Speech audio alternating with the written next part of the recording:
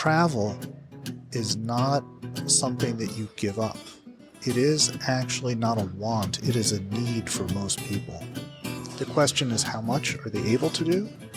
Physically, legally, monetarily, but people don't give up travel.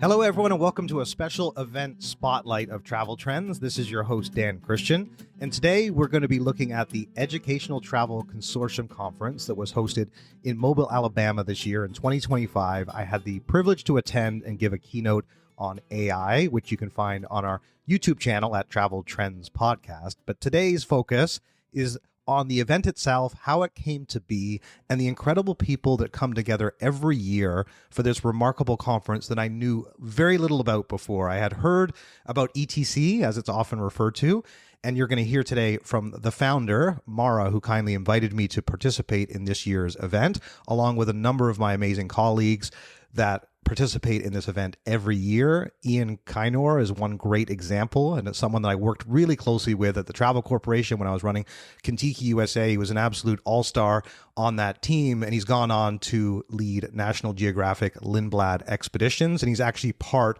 of the advisory team for ETC. So it was so great to catch up with him at the event, and you'll hear from Ian in this conversation as well.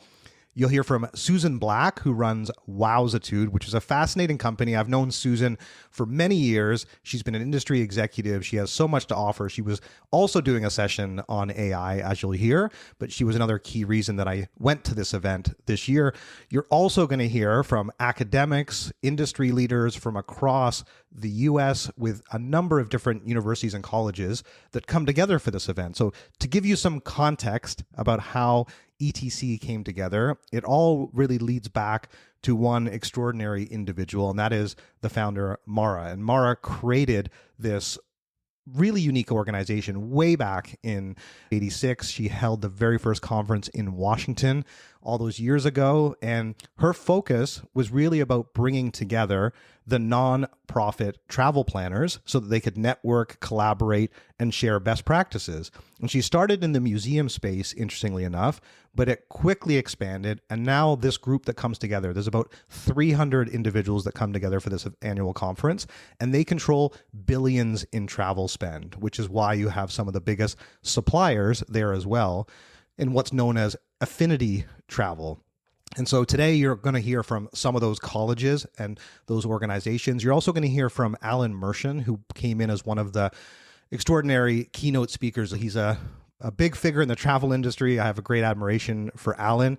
He built up one of the most successful marketing agencies in the travel industry, Myriad, which was sold to MMGY, of which he's still a partner and very active in the whole travel and investment space. So you're going to hear from Alan in these conversations. You're also going to hear from someone that I had the privilege to get to meet for the very first time, and his name is Jim Friedlander, and he runs a company called Arrangements Abroad, which is based in New York City, and they run seven-figure programs for many of the most high-profile people to run exclusive private trips. And these can be celebrities, they can be four-star generals. He does a lot of work with government. These businesses that come together for this annual event was absolutely fascinating. And I think you're going to gain a lot of valuable insights from all of these conversations. So I just want to say thank you again to Mara and the team at ETC for bringing me in to give a keynote. I was thrilled to hear that I've been invited back for next year, which is a real thrill as well. And it was wonderful to meet so many incredible people. So I hope as you hear from this cross-section of really fascinating individuals that come together for the Educational Travel Consortium Conference every year, you'll consider becoming a member or getting involved. And for those of you who are going to be multitasking while you're listening to this, you have to check out educationaltravel.travel. That is their main website. And when you do, check out the history section and read the remarkable story of Mara and how she created this organization, because she was so far ahead of her time. She was literally working on a boat for the first few years, which is now achievable today, but this is long before the internet or having a laptop, and somehow she was able to pull this off. And so when you read her story, you realize just how ahead of her time she was, and then you also get an understanding of how closely knit this community is and how much they rely on the relationships that they've established over the course of 10, 20 years, how much they still interact, do business together, and refer clients. So it is a really special community. And it was a privilege to be a part of it and also to join Mara for the closing session at the conference. And I can't wait to be back next year. So on that note, let me bring you the event spotlight from Mobile, Alabama, and all of these extraordinary people that came together for this event, and start off with my good friend, Susan Black from Wowzitude. Susan, great to have you on this very special event spotlight. Thanks again for the opportunity to be here. I'm so looking forward to our chat today. Oh, Dan, thank you so much. I'm thrilled to be on the program. Well, you had a cameo appearance for some of our listeners at the Focusrite Spotlight episode that we did last Christmas. And so I'm thrilled to have you back. And also, beyond this conversation we're going to have now, we're actually going to have Susan on a dedicated episode. So be sure to look out for that, because she's got an amazing story to tell with the project that she's been working on for the last 4 years. Wowzitude, we'll talk a little bit about that now. But let's just start off, Susan, with ETC. And what brings you here? Because this is your first year, but I know you've been involved with this organization for a little while. Tell us a little bit about what brings you to ETC, and then also give all of our listeners a bit of an overview of Wowzitude and what you do. So, Dan, this is great. And oh my God, this has been quite an adventure, this lifelong learning conference. And that's the operative word. So ETC, of course, Educational Travel Consortium, really focuses, as we know, on alumni and museum and cultural travel planners and the tour operators that support them. As you know, I've been a tour operator myself, either consulting with or operating as a tour operator for a number of years. And this particular part of the industry, this niche part of really what we call culturally curious, is just mother's milk to Wowzitude, because that's really why we started this. It's really in depth in many, many different countries. Like, for example, Wowzitude is now in over 200 different cities with live streaming tours with licensed guides, storytellers in each of these cities, 160 actually guides under contract. And they are there to really inspire travel to these culturally rich centers, both well-known ones like London, Paris, Rome, and hidden gems. So really tapping into the alumni travel planner market and the museum travel planner market, and we have many of them currently as partners, is just terrific. Well, it's certainly a perfect partnership. And when I saw you present yesterday and then came by your booth setup for Wowzitude, it's very clear that this audience is a perfect fit and a match for what you do. So let's make sure that all of our listeners actually know a little bit about Wowzitude and why you're in 200 cities. So give everyone the background of this really fascinating business and where you guys are at today. Well, Dan, we started as a COVID catalyst. As everyone who knows me knows, I've been very involved for my entire career in getting people over to fabulous places all around the world as an outbound tour operator, and also as a consultant to enhancing people's experiences. And when COVID hit, we all had a problem. It was lockdown, right? So what were we going to do? Well, we started Wowzitude to really inspire people at that time. Now, then it was really more lifelong learners, not knowing if it would translate into in-person bookings, right?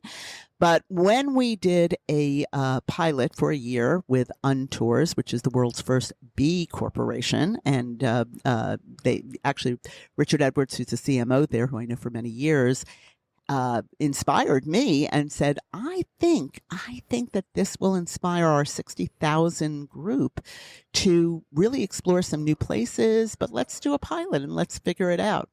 So we switched in year 3 from doing lifelong learners, not knowing that would inspire in-person bookings. And so that's where we are today. So that's how we've grown. And we found that whether it's fam trips for travel advisors, whether it's inspiring folks because they want to know more about it. We also have trip kits, which are 8-page in-depth books, movies, recipes, all sorts of things to inspire people about a destination. And what we found is that, yes, this is inspirational. That's fantastic. Well, so take everyone on a journey of this experience. I mean, obviously we're audio here, so we can't share the video, but obviously that is the key to the experience. So tell everyone a bit about what it is to experience a Wowzitude virtual experience. And I guess that was the partnership you mentioned with Untours. I know this came up as a question for you yesterday in the session, is how then that leads to people actually traveling in person as well. Yeah. So we actually don't use the V word. I know virtual because people get it confused. Virtual reality, like there's nothing virtual reality about it. This is a live streaming tour. I always joke with people. I'm like, do you see a virtual Super Bowl? No, you see a live streaming of the Super Bowl on TV. In our case, though, it's completely interactive, which means that we do this at scale because we work exclusively with organizations and we work B2B. So right now we're at 300 organizations and we reach close to 2 million potential travelers. Oh my God, in 4 years. That's incredible. We have roughly between 7,000 and 9,000 people on each of our tours. So think about a walking tour. Yeah, that's crazy. You know, the guy who's got his little box and he's walking through the streets, except instead of having 9,000 people behind him, they are getting it at home and they're looking at it and they're able to ask questions. You know, it's quite a visual if you think about it, 9,000 people. We joke about that with our guides oftentimes. But we do, for each of our guides, we do about 8 hours of mandatory training. So even though they're licensed guides and storytellers, we train best practices in the equipment, in talking to people who are engaging at home, and it's quite an interesting experience. Well, let's make the connection back to what brings us here, because clearly, as I mentioned, and it was certainly the case in your first session, seeing you in the International Bazaar, I guess is that they refer to it. I know you've got another session coming up tomorrow on AI, which is right after my keynote, which is obviously the big reason I'm here in addition to recording this podcast. But tell us a little bit about how the ETC community will be able to benefit from Wowzitude and the partnerships and where you see the potential with educational travel. I mean, it seems there's a number of things that stand out that are obvious to me, and I know you've already highlighted a couple, but tell us some of the other things you're looking forward to benefiting from being here at ETC.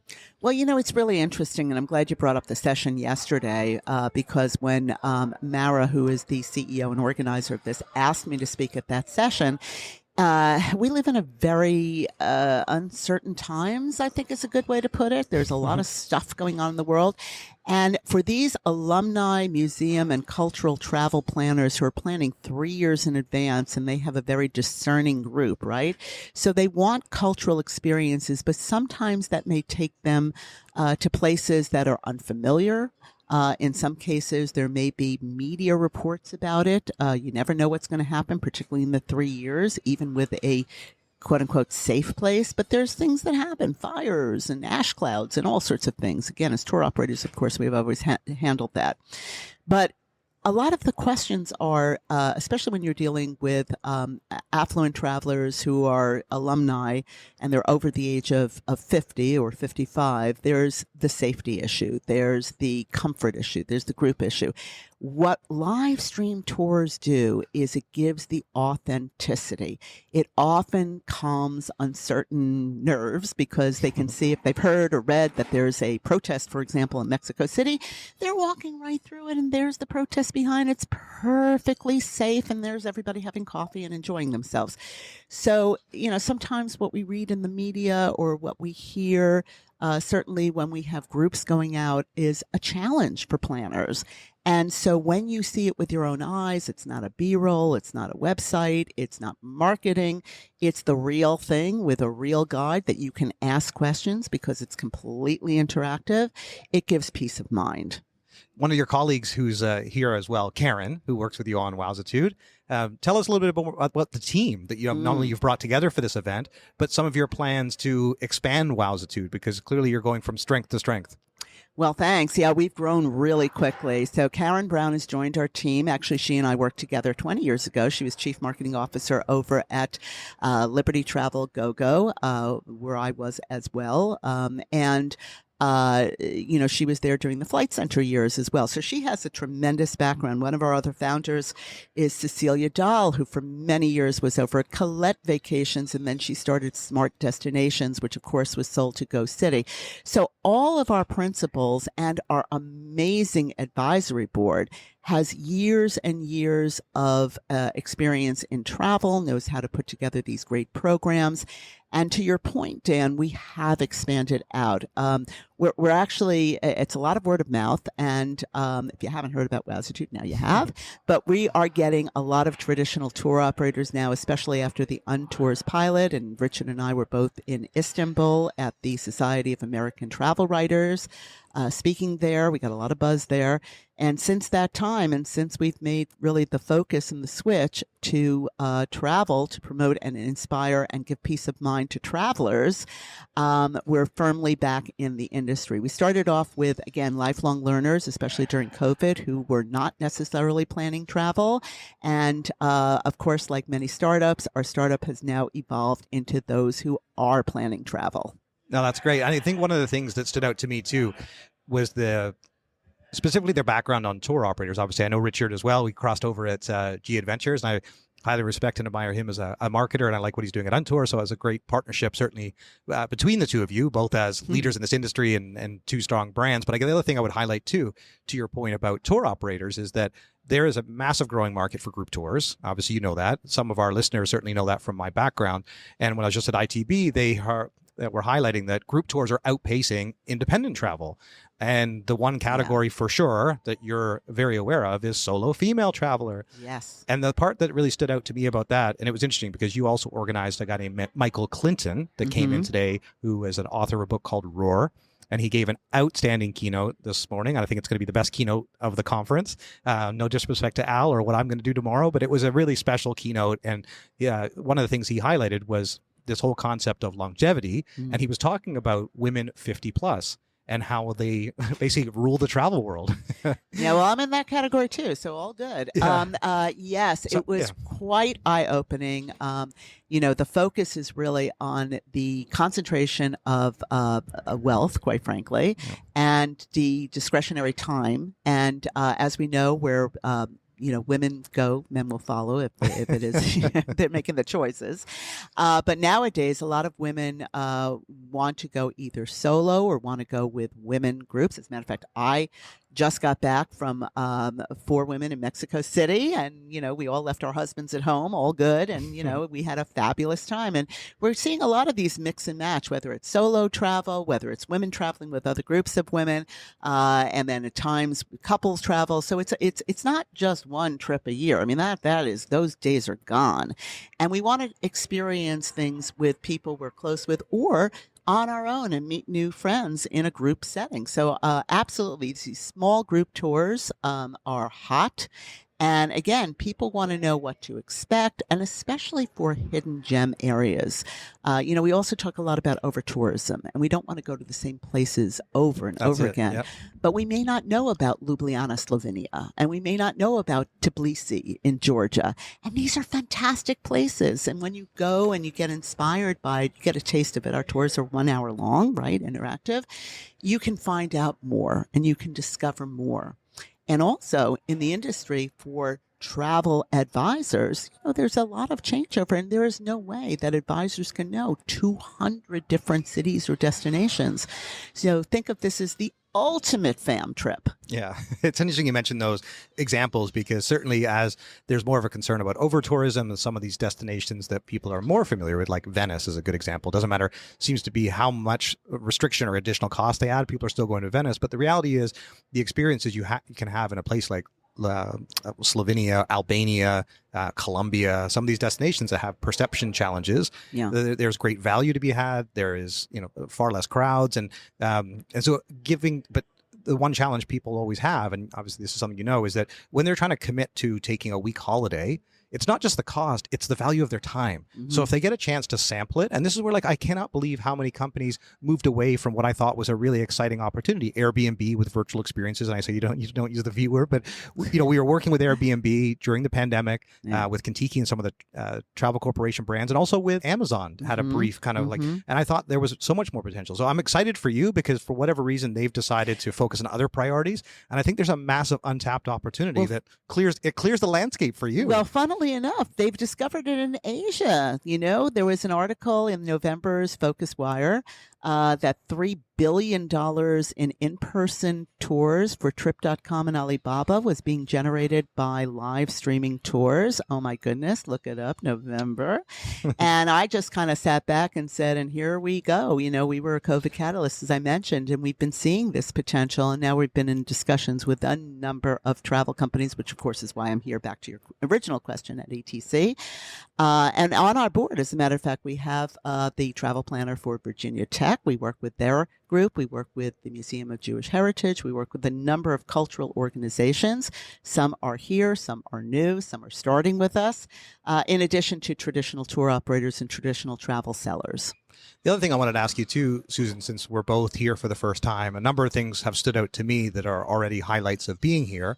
Obviously, we've talked about some of the business benefits, networking, and having a chance to present and bring the awareness for Wowzitude to everyone's attention. But given you are someone that's always focused on personal development and learning, what else has stood out to you so far about ETC, either in the destination or the people that you've met, that are, I guess some of those gems from your experience so far? So this is a really unique confab. And, for my first time here, it's kind of like, where have you been all my life type of thing.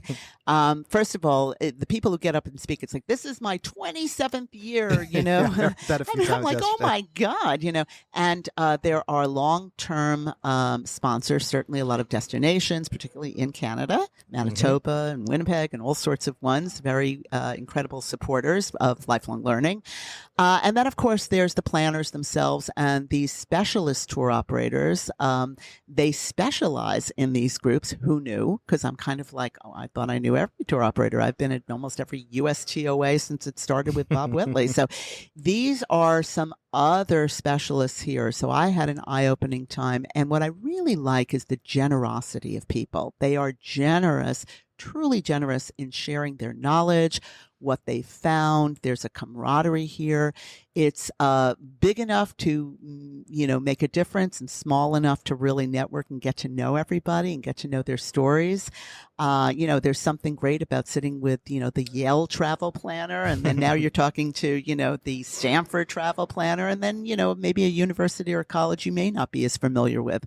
But they're alumni, they're constituents, they're study abroad people. These are curious people. There are peeps. And we love to hear the stories. I also like that the conference starts off with something called a learning lab. So I got here a day early to experience it. It had a choice of 3 different ways to get out into the destination. Oh my God, what a concept. A travel conference where they're actually teaching you what it's like when your customers are coming in. So I had the privilege of going to Africa Town and learning about the last slave ship, illegal, that came here 52 years after the abolishment of slavery. Can you imagine? Crazy, yeah. And get to meet the descendants of those. So for me, this kind of personal learning and knowledge and understanding was so great. And of course, the civil rights movement and all these things, super interesting. And again, this entire group, the one thing I would say, there's 2 words I would say. Number one is connection. Connections are huge, both meeting new people such as myself. And I know you're new here as well, Dan. It's your first time here, even though we're industry veterans.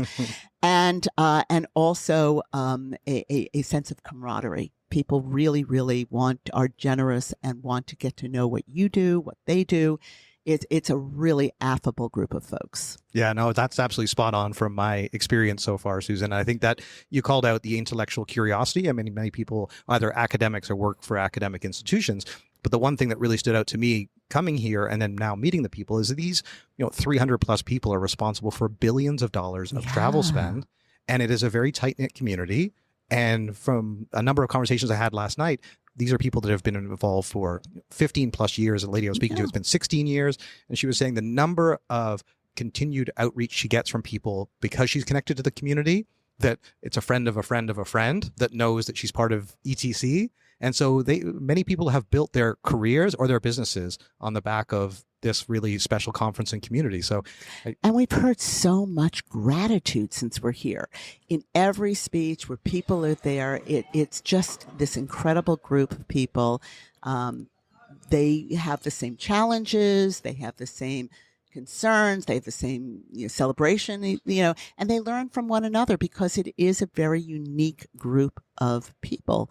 And, and of course, as the generations go by, the alumni changes, the ages change, what they want to do. Now they're looking for wellness. Now they're looking for longevity type of travel, as we learned today. Now they're looking for more adventurous. So even if they skew older, they want new experiences. They're in great shape, if they're 55 plus. It's not your grandfather's 55 plus.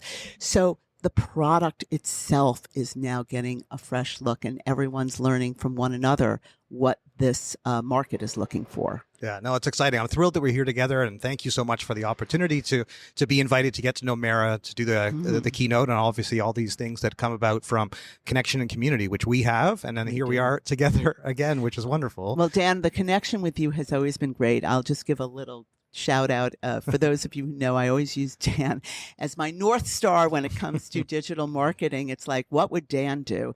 So as I worked at CIE Tours as Chief Commercial Officer, Travel Impressions, all the ones that I've been to, I always looked to Dan. Dan was a frequent guest and a frequent panelist at the Eye for Travel events, at my own event, TravelCom, and a number of different ones, really everything, Focusrite. I mean, you name it. The guy has spoken at everything.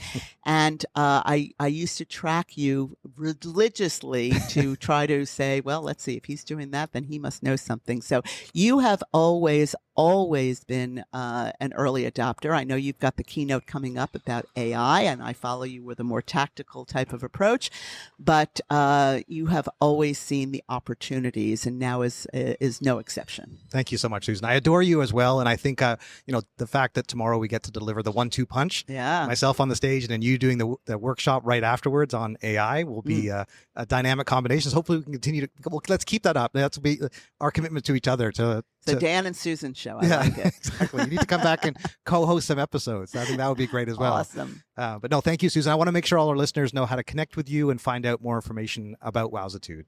Great. So you can connect with me, old fashioned. Email still works. S Black for Susan Black, sblack at wowzitude.com.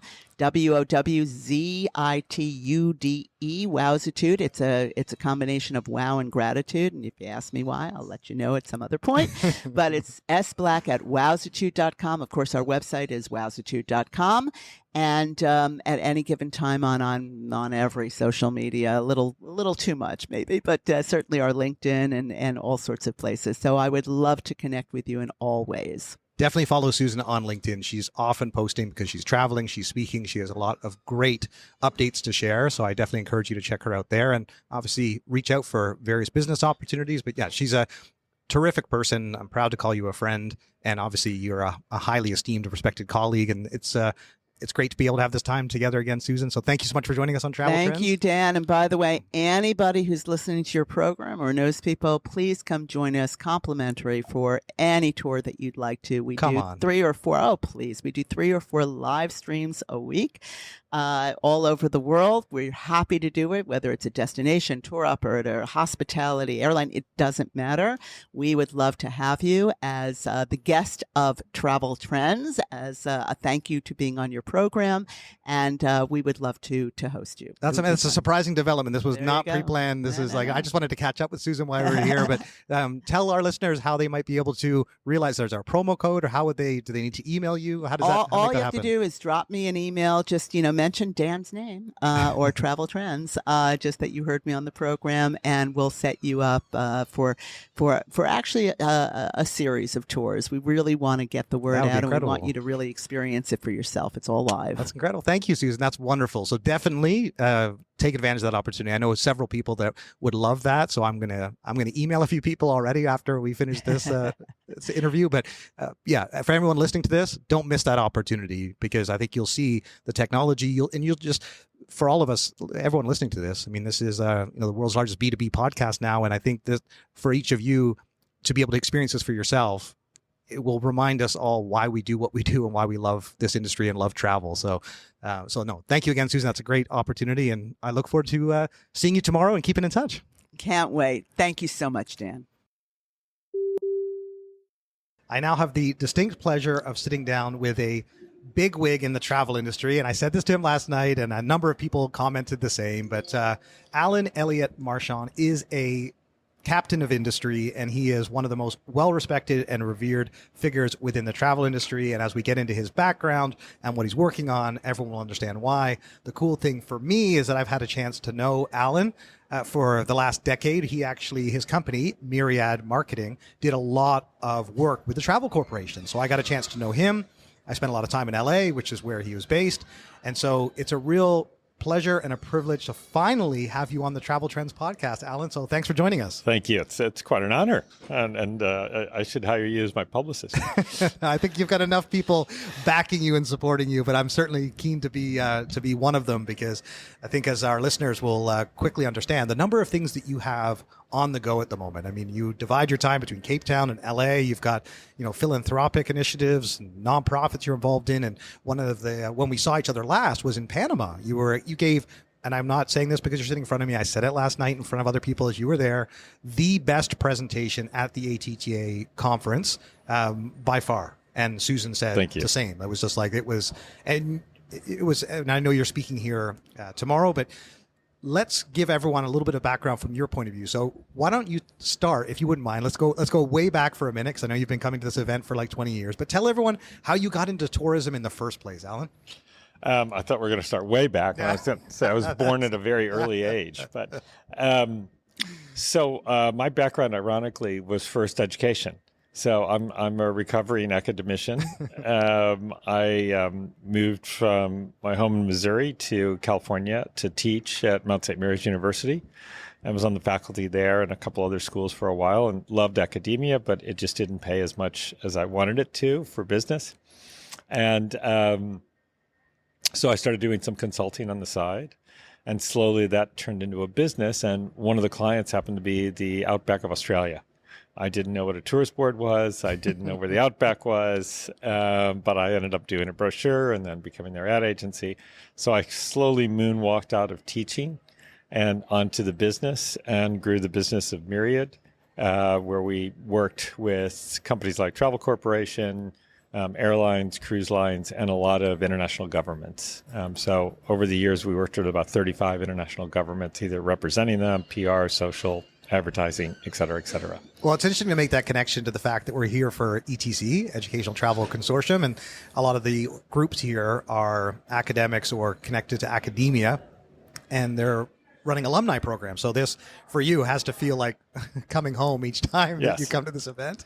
And but I want to get into Myriad a little bit more detail, because you sold this company to MMGY, and which I think for most people in the travel industry know that is like the largest marketing firm. They do marketing, they do PR, and they're a global phenomenon. They're owned by private equity. So it was obviously a great opportunity for you just prior to the pandemic, as I understand too, to have sold your company. You clearly would have made it all back on the other side and be sitting here as well with a great story to tell. But nevertheless, the timing was excellent. But tell everyone what it is, what you were doing at Myriad for all those years.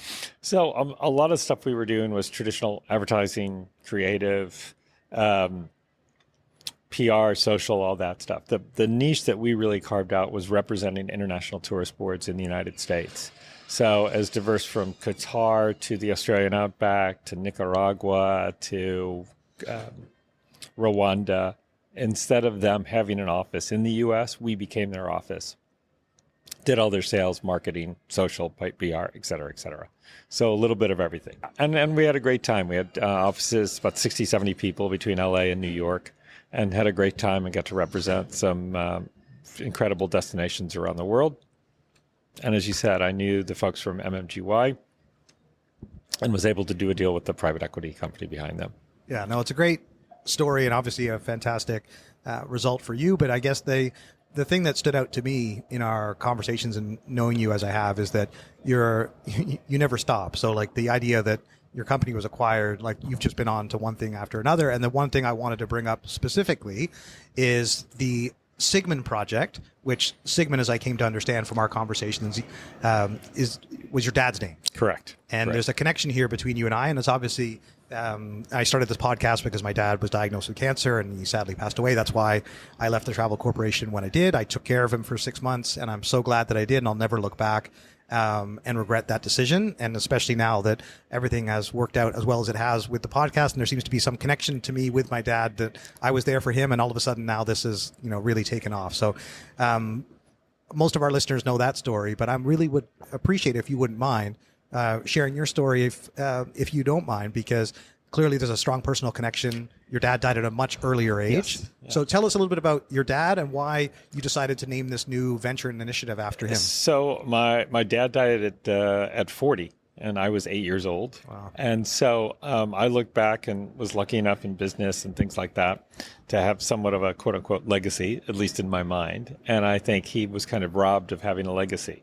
So I started this non-for-profit in hopes of respecting him and trying to have a legacy in his name. It's turned out to be a good name because it's memorable and not really used that much. So who knows? We might go into consumer goods one day. But it's all good. Well, clearly you have that background in marketing, and then there's a Yes. strong personal connection, and your why is clear. But tell us a bit about what's the Sigmund Project and Sure. what it is you guys do. So it's one of many things that I'm doing now, still associated with MMGY and some other, actually I'm on the board of trustees of my graduate school too. So I'm still hanging around academia. So one of the things during COVID, I reflected and said, it's time for me to give back after I had sold my business.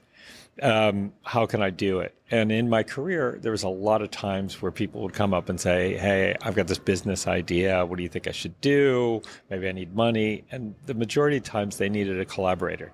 So it wasn't funding, it was trying to find partnerships and things. And I always enjoyed that and found it fulfilling. So I thought, I wonder if there's a way I could scale this. I can't do this all on my own, but what if we had an open source platform that we could create that people with business ideas could post those ideas and get help from people around the world. And so we created the Sigmund Project, and the first thing we did was the open source, where now people can do exactly that. And the way the system works is we've had, in about 3 years, we've had over 100,000 uniques from over 108 countries. So it's truly global. Less than 20% is North American based. And now we have a database of 10,000 members and over, I think it's 260 ideas that are posted on the site. Some are crazy, some are crazy smart. I've done, I think, 82 mentor calls. We have a 14-minute mentor call that anybody post. Amazing. To post, you have to say what the business is, how you're going to make money from the business, but you also have to say that you're dedicated to a triple bottom line of profit, planet, people. You have to say which UN sustainability goals to which your company will adhere, et cetera, et cetera. So there's some safeguards there. And now we're starting in the last couple of years working with universities, ironically, full circle here again. Yeah. So we have universities from the Middle East, Hong Kong. We just started with the University of Cape Town, where students either create ideas and post it on the site. And we have like a little, I wouldn't call it a shark tank. It's more like a koi pond. And we evaluate the ideas. Or the other side of it, we'll have graduate students or honor students actually go and find some of the businesses that are posted or the ideas, reach out to the entrepreneurs and help them either with research or coding or something else that they need. So I'm still at that corner of academia and travel. Yeah. And your new title, is it Venture Catalyst? Venture Catalyst. So between the Sigmund Project and some of my other board positions or investments, I think that kind of sums it up quite well. Yeah, no, I think that is your new brand identity for sure. Yes. Tell us, if you wouldn't mind, one or two projects that stand out to you that either have flourished or come to life by virtue of their association with the Sigmund Project, or that you think have great potential. Because clearly, obviously, this is transparent. People are sharing it. So if you wouldn't mind sharing one or two examples, would be great. Wow, there's so many. There's a few. Some of the ones from the students are very good. The students out of the Middle East, it's a women's Emirati university. They've come up with private tours in Dubai with a driverless Tesla. And cool. so there's one person that's real, but they can control 5 cars Yeah. at the same time, and everything's preset, so it's pretty easy to do. There's one of the things that's come out of what we call the Sigmundverse. There was somebody who posted an idea that she was actually doing sustainable hotels under her criteria in India. Coincidentally, a month later, somebody had the same idea in Australia, and within 2 months, somebody else had the idea, all independent of each other. We put those 3 women together, and now they're working together on those ideas. Amazing. So there's a lot of them there, and I'd suggest anybody go to the sigmundproject.org, take a look. You can reach out directly to these people and talk to them. The other part of the Sigmund Project, which we just introduced a few months ago, which might be of interest to some of your listeners, is we now are offering an RFP service. One of the things we realized is that a lot of people love to get the RFPs from NGOs like the World Bank or Asia Development Bank or Springfield or Mumbai, whatever it happens to be. But it's very hard to find them, and it's very hard to read through them and understand them. So we've been using AI to scrape the internet, find them, and then use another program of AI to search the actual RFP and find the 5 most valuable things. So for less than $100, $99, we'll make something special to your listeners. They can go on and get these RFPs sent to their mailbox. And so, well, as a matter of fact, it's $129 if they say, if they type in travel trends 99, they'll get it for $99. Amazing. Here we go, on the spot. And where we thought we'd send out 10 to 15 a month, from June to the end of the year, we sent out 500. Incredible. So it's a great service for everybody. That's fantastic. Thank you for extending that offer to all of our listeners. I'm sure you'll have a number of people take you up on that, Alan. I guess the other thing, just to ask you, given that you've got such a wide range of interests, and so you've got the Sigmund Project, which I know obviously people are going to check out. You're still involved with MMGY as well.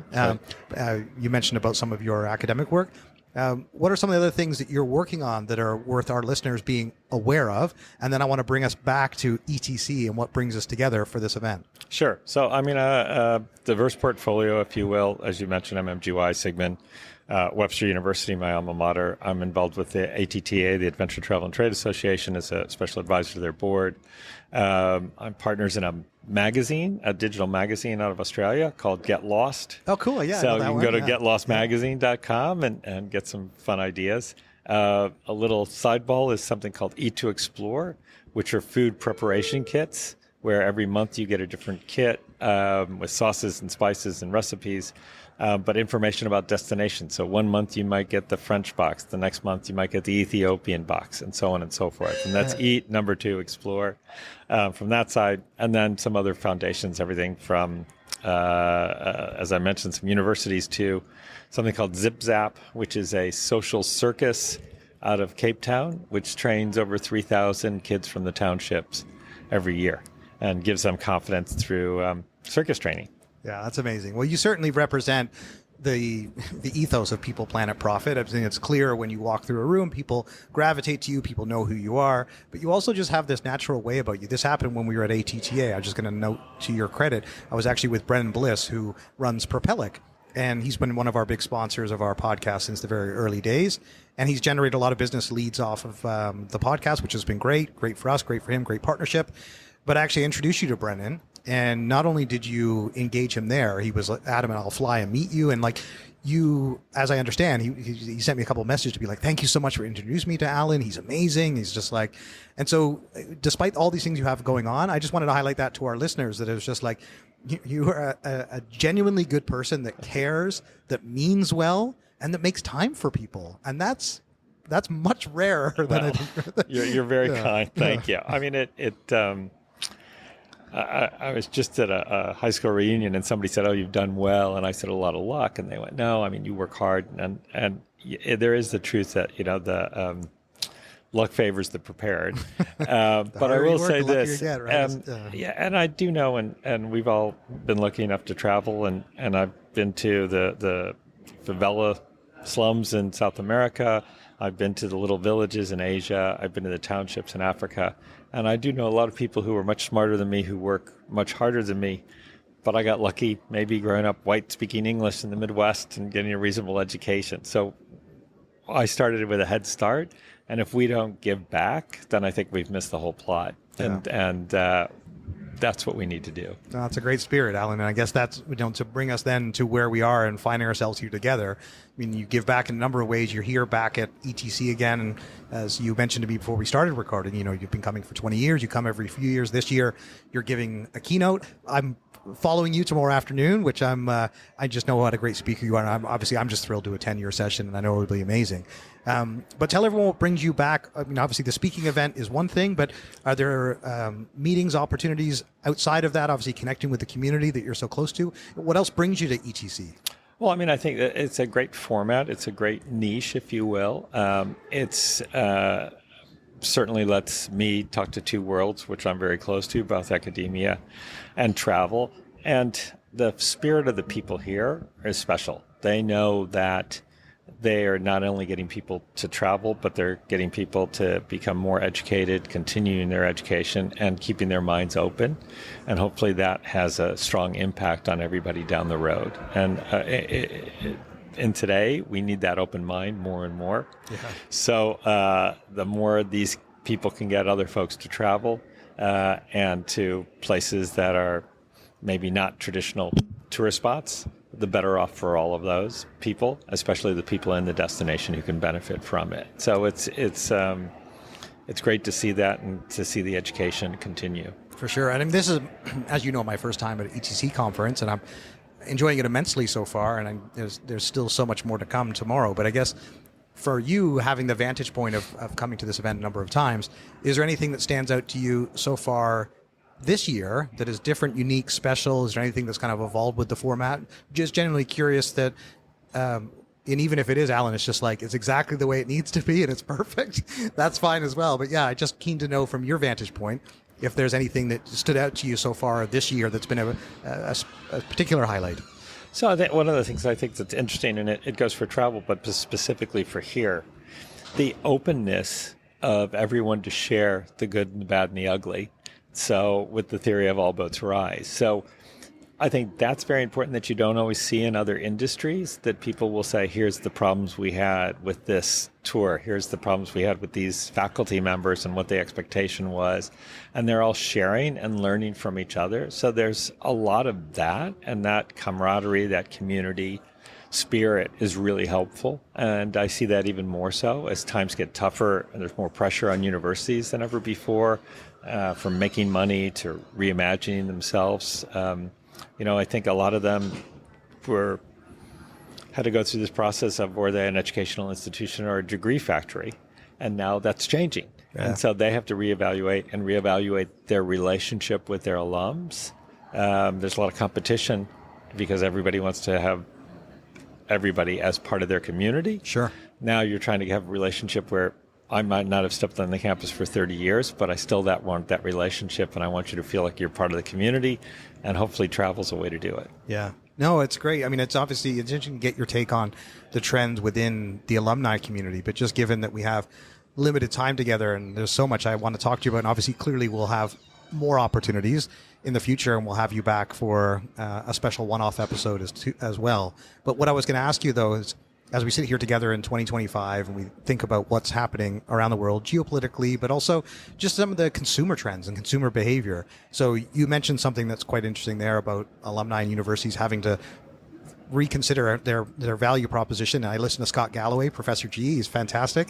When he talks about some of the universities should be hedge funds. That they actually, they print degrees and they have so much money in endowments that they shouldn't necessarily have the tax-free status that they have. And so anyway, that's a world that obviously you're very familiar with, and some of the things you just highlighted there. But I'm keen to know, what are some of the big trends, whether it be educational travel or academia, but what are some of the big trends that you're paying attention to in 2025? So one of the things that I think's here is, the term that's been coined a couple of years ago is edutainment, yeah. Right? Yeah. You need to be educated and entertained at the same time. And one of the things that I think this audience really wants to do is they want to come back differently. They want to come back more educated. I think one of the big trends is wellness. And I think one of the reasons is there's a measurement when you travel that you can see, wait, did I lose 2 pounds? Did I feel a little better? Did I get more steps? There's a measurement tool. You can say I got more educated by this trip, but you can't really measure it per se. So I think people want to see that. They want to see that return on investment for their time more than anything else, and the money. And so I think they're looking for that as one of the trends. And I think wellness will start to creep into it. Another quick one that you'll hear tomorrow is my theory that we're all going towards a dim sum life. Okay, tell us more. Which is, in essence, we don't want big plates anymore. If you go to a restaurant, there's not big plates, it's small plates. We want dim sum. But when you think about this extends beyond just a menu. If you think about the way we consume media, you look at a YouTube and it's 17 minutes and you think, oh, that's forever. But you'll consume 30 seconds for another hour. Yeah. If you look at some of the micro learning, well, I don't want to read a book, but if I can get a synopsis in 15 minutes, I'm interested. If you look at health and training, now I have to go to a class, then every 2 minutes there's another activity. And if the instructor says we're going to do this for 5 minutes, people roll their eyes because it's an eternity. So I need a new exercise every 30 seconds or 60 seconds at my yoga class or whatever it happens to be. So that's how we're consuming almost everything. And we're moving quickly. I mean, if you look at blended travel, I'm jumping between work and vacation and work and travel, et cetera, et cetera, et cetera. And so smart. So that means the people who are putting together trips have to be conscious of that. And you can't do a 3-hour thing or a 4-hour thing without little bites in the middle of it, which means possibly more activities on travel, maybe a little more resting time to digest everything. But they're looking for more and more activities. And I think that's going to be a challenge for travel companies moving forward. Yeah, for sure. And this is where you have so many insights and you have so much to offer, and we definitely need more time to unpack it all. But I'm just so glad we had the opportunity, at least initially, to sit down here, not only see each other again, but finally have a chance to record together. Alan, it's certainly something I want to continue on, and I'm obviously looking forward to your session tomorrow and keeping in touch with you. So thank you for the friendship and the camaraderie. And just as we wrap up this time together, where can people find out more information about your projects? Obviously, the Sigmund project we've mentioned, but also connect with you. I'm not expecting people to be able to book 14 minutes with Alan. This was very special for me to have this chance today, but how can people connect with you or follow some of the other initiatives? So thank you. As I mentioned, they can go for the Sigmund project. It's thesigmundproject.org. If they want to contact me, my website is merschen.com. It's MERSCHEN.com. I'm more than happy, and I will have a 14-minute call with anybody who's interested, because I'll probably be as interested in what they're doing. So love to connect with everybody. And once again, congrats on Travel Trends and everything that you've been doing. It's great success. Thanks so much, Alan. It really means a lot. Thank you. Thanks. I'm actually joined now by a fellow Canadian. Martin Aldrich is the key account manager at Adventure Canada, heads up all the partnerships, and this is his second ETC. So welcome, Martin. Great to have you on Travel Trends here at ETC. Thanks, Dan. Great to be here. Tell us a little bit first about Adventure Canada and what this organization is all about. Yeah, so Adventure Canada is the only Canadian-owned and operated family-run expedition cruise company. And we do the east coast of Canada and the Canadian Arctic, and Greenland, Iceland, Scotland, and lots of other places. Fantastic. I've noticed that there's a few other Canadians here. I saw, Manitoba's here. There's been a few people, which is great, especially given all the dynamics that are happening around the world today. So it's great the Canadian contingent is here to represent in Mobile. So it's great to meet you.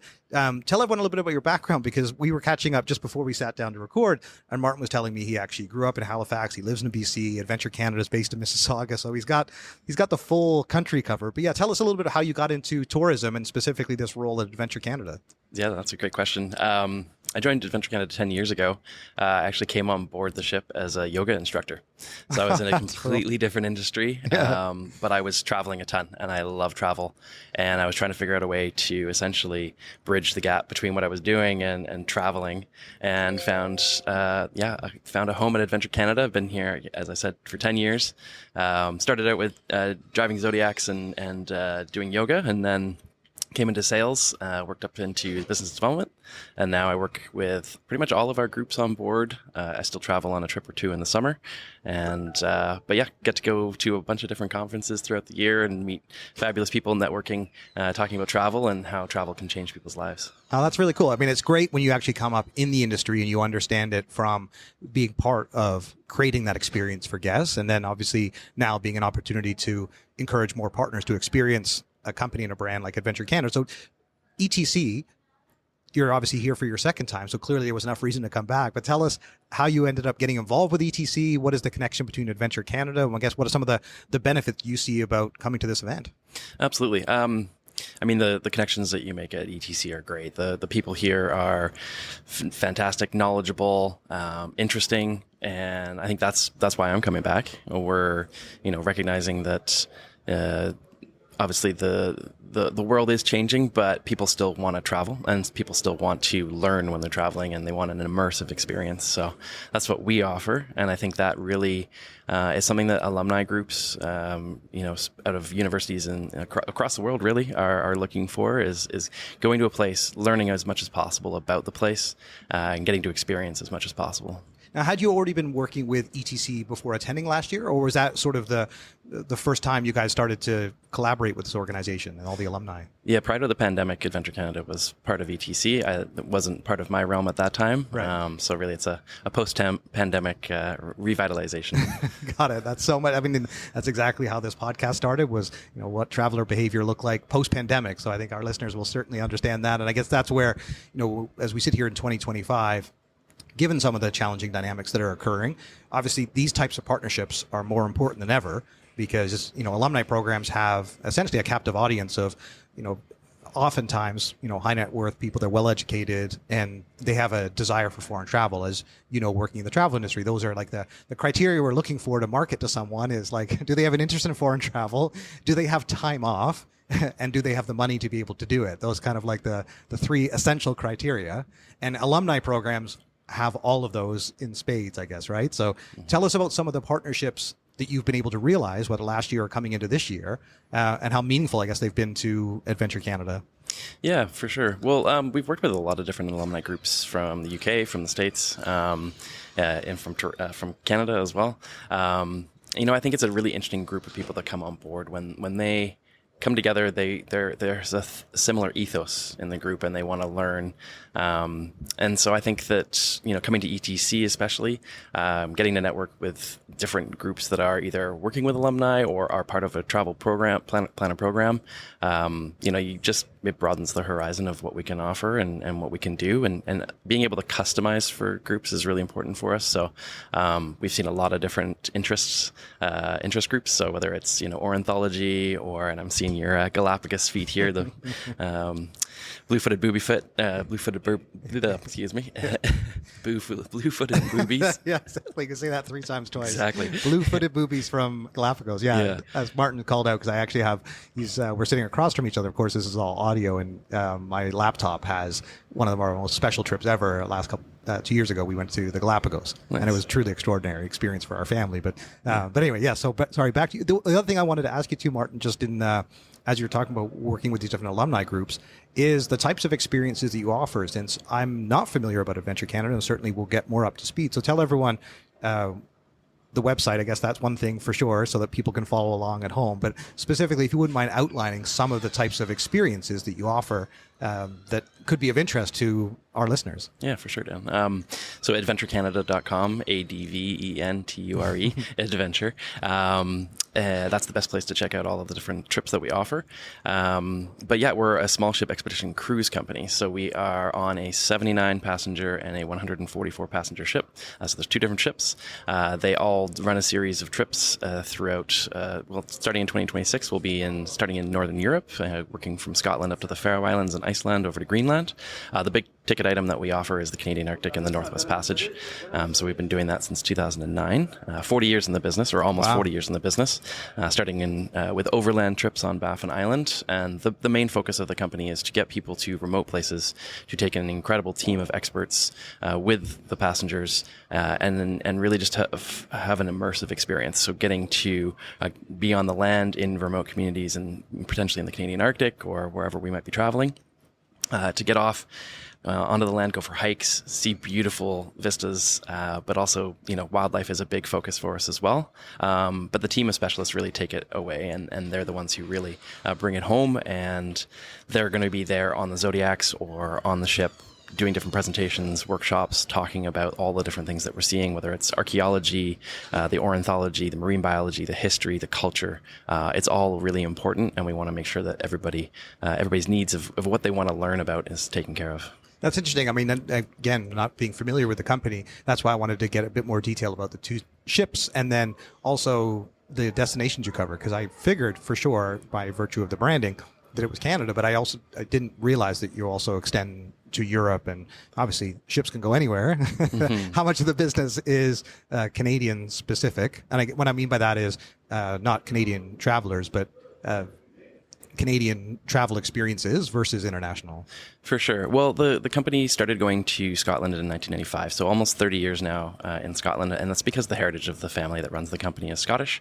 But we started on Baffin Island in the late 80s, doing overland trips, and then Newfoundland circumnavigation is one of the biggest trips that we offer. So I may not be touching on all of the different destinations in Canada that we go to, but Newfoundland, Nova Scotia, where I was born, we visit as well, Cape Breton, PEI, we go to the coast of Labrador, Baffin Island, incredible, beautiful spot. And then almost all of the trips that we offer go to Greenland as well, except for the East Coast trips. But Greenland's really been a big destination for us. It's really popular at the moment. Another hot topic. Not sure why. I hear they have rare earth minerals. Is that the case? Something like that, yeah.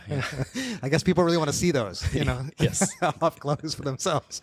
That's great. We can joke about that as Canadians and just with what's going on in the world, but nevertheless. But you actually mentioned Baffin Island. Mm-hmm. I don't think that's being a Canadian, you always hear about Baffin Island. I mean, it's someplace that's more known to us. But tell everyone, if you wouldn't, a bit about that destination specifically, because this is where I think the world needs more Canada. And I think as I was just in Europe, I was at the ITB conference in Berlin, and the number of people that when I mentioned I was Canadian, instantly they were sympathetic to some of the things they were seeing in the news, which I appreciated. But at the same time, there was almost like a rallying cry of people more interested in Canada, which I guess, like, if there is any silver lining, there could be a potential for more international tourism to Canada by virtue of raising the awareness about what a special place in the world it is. So tell us a little bit more about Baffin Island, and if you wouldn't mind, I'd just feel free to highlight any of the other really special places about Canada that you guys offer that are truly unique. Yeah, absolutely.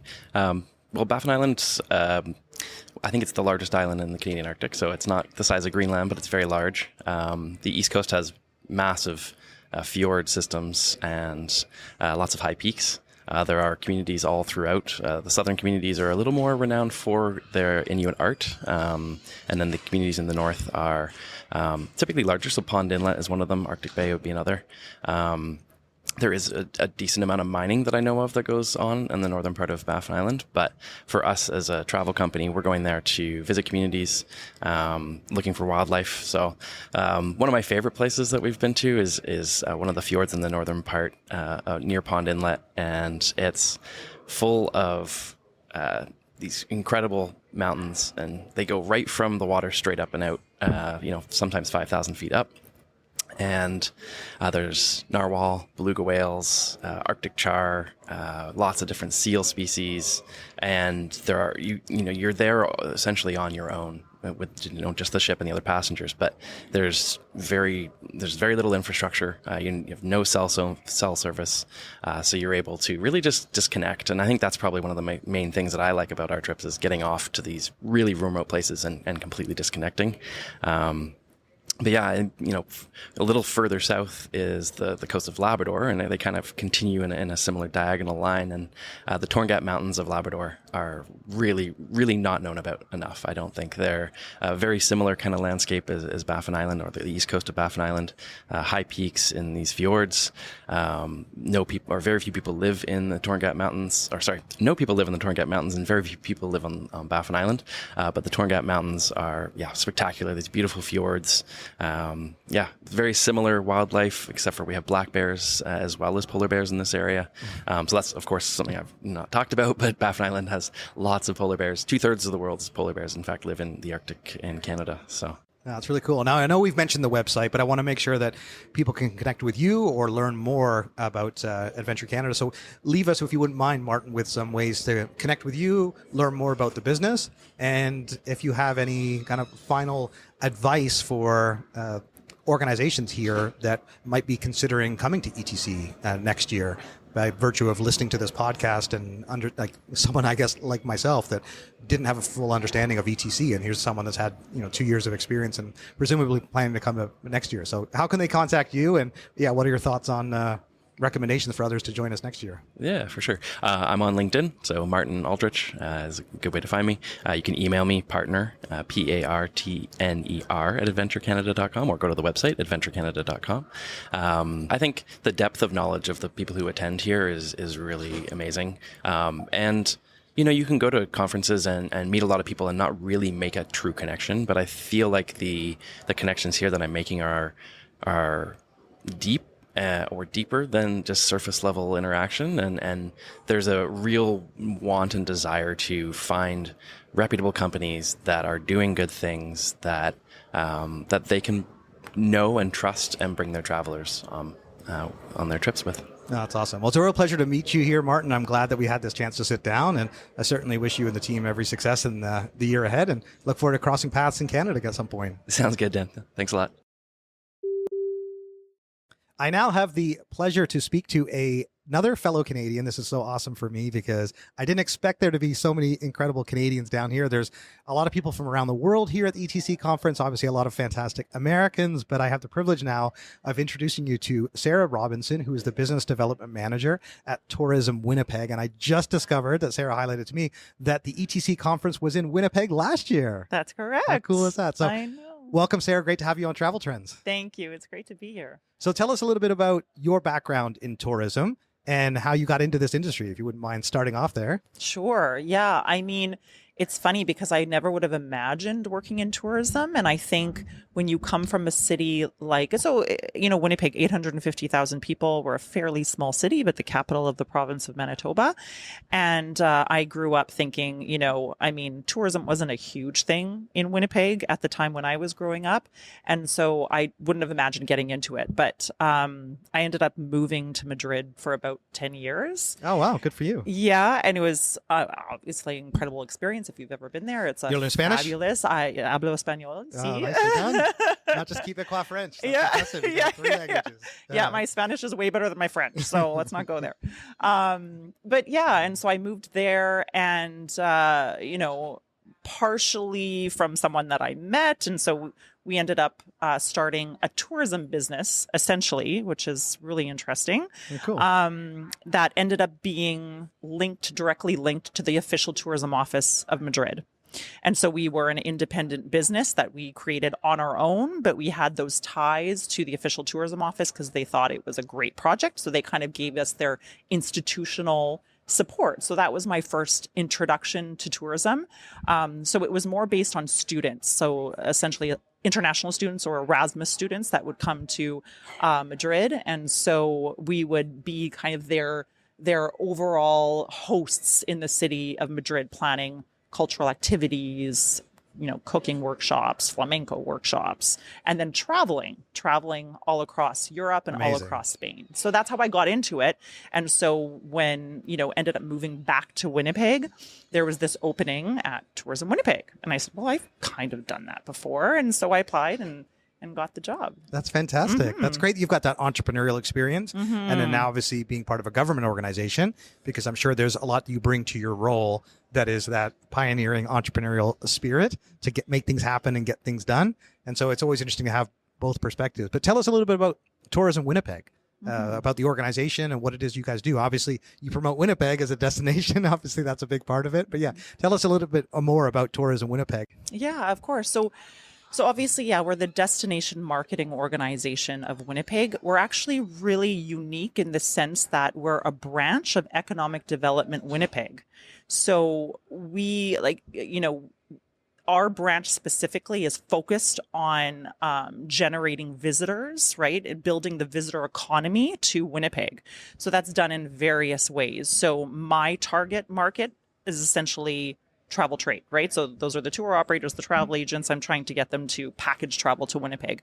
But we also focus on other markets like meetings and conventions. So bringing a convention to the city, such as bringing ETC to Winnipeg. It's not my market specifically, but we do that as well. Right. Sports and special events. So, we work on bringing, for example, the Junos. We just hosted recently the World Police and Fire Games a couple of years ago in Winnipeg.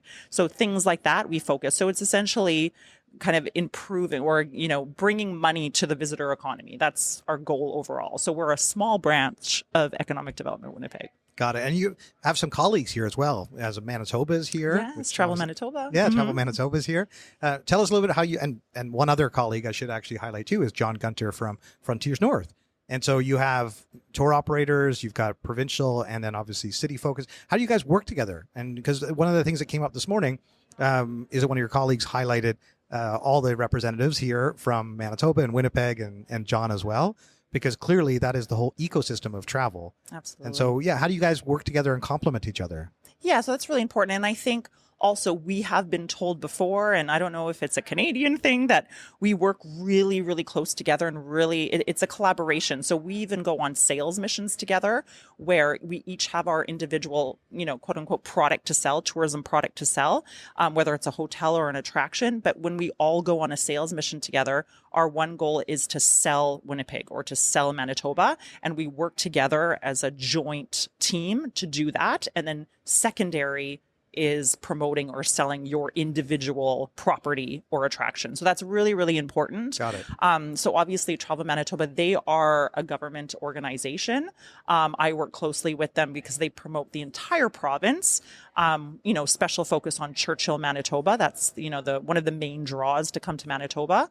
And then I'm just more focused specifically on the city, the capital city of Winnipeg. And then we have all of our wonderful suppliers that have tourism products to sell. So whether that is a John Gunter from Frontiers North that is selling his Churchill experience, or it's a hotel like, the Delta Hotel in Winnipeg, or it's the Canadian Museum for Human Rights, which is one of our star attractions in Winnipeg. So working all together to make sure that we're selling all of the same unified message to the world about Winnipeg and Manitoba. Very cool. And then ETC. So the fact you hosted it last year, and obviously this is your fourth ETC, right? That's correct. So what brings you to ETC? I mean, obviously some of those can be obvious to myself or a listener, but I'm very keen to get your take on why ETC is such an important conference for Tourism Winnipeg to be a part of. For sure. And so probably the most obvious answer is that I'm here to talk to tour operators and I'm here to talk to travel planners.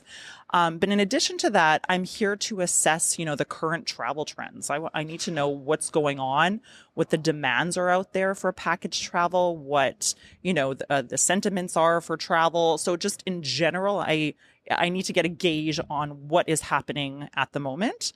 So that's really important. And then, in addition to that, it's the education as well. ETC is a really unique conference in the sense that I attend a lot of conferences and conventions, and I love the fact that ETC really focuses on education. And so that's one of the reasons that I continue to come back, because the quality of education at this conference is exceptional. That's awesome. The one thing I'd certainly like to ask you then, Sarah, is whether someone listening to this is considering attending for the first time, like you were 4 years ago. What would be, I guess, your advice to them if they're considering about coming to the event or becoming part of the ETC community? Yeah, I mean, I would highly recommend it. Again, this is my 4th year here, and it's very, very different. So, and I think who's listening to this podcast, very likely they have attended other conferences. And, I attend a lot of great conferences, but some of them are extremely large. This is a smaller, intimate conference. And so you really get to connect with people. I mean, at some of these large conferences, you're lucky if you speak to 5 or 6 people. You're in a big space. It's all about the one-on-one speed dating appointments that are 7 minutes long, which is really difficult to do.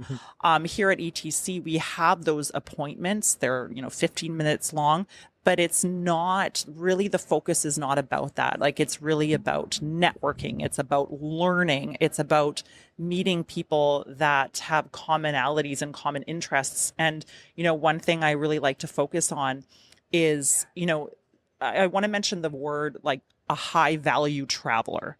So this is something that at Tourism Winnipeg, and it even extends beyond to Destination Canada. So we're obviously somewhat linked to Destination Canada as being the overall marketing agency for all of Canada.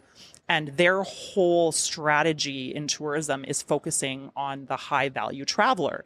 And essentially that is someone that stays longer in the destination, spends money in the destination, cares about the destination, wants to learn about the local communities. In that case, for Canada, it's the local Indigenous communities. And attendees that are at ETC, that's exactly what they're looking for, right? So tour operators are looking to build packages that include the experiences that are very authentic or true to the destination, because that's what their guests are looking for. Right. The affinity travel market, right? The alumni travel market is essentially looking for those experiences, and that's exactly what, as a destination, that we're looking for. So by attending ETC, you essentially have this arm's length in order to an opportunity to reach these high value travelers. That's super interesting. And that's really valuable advice. And what you just shared with me, actually, I found quite profound, because it's still early for me to understand the value and really appreciate what's happening around me.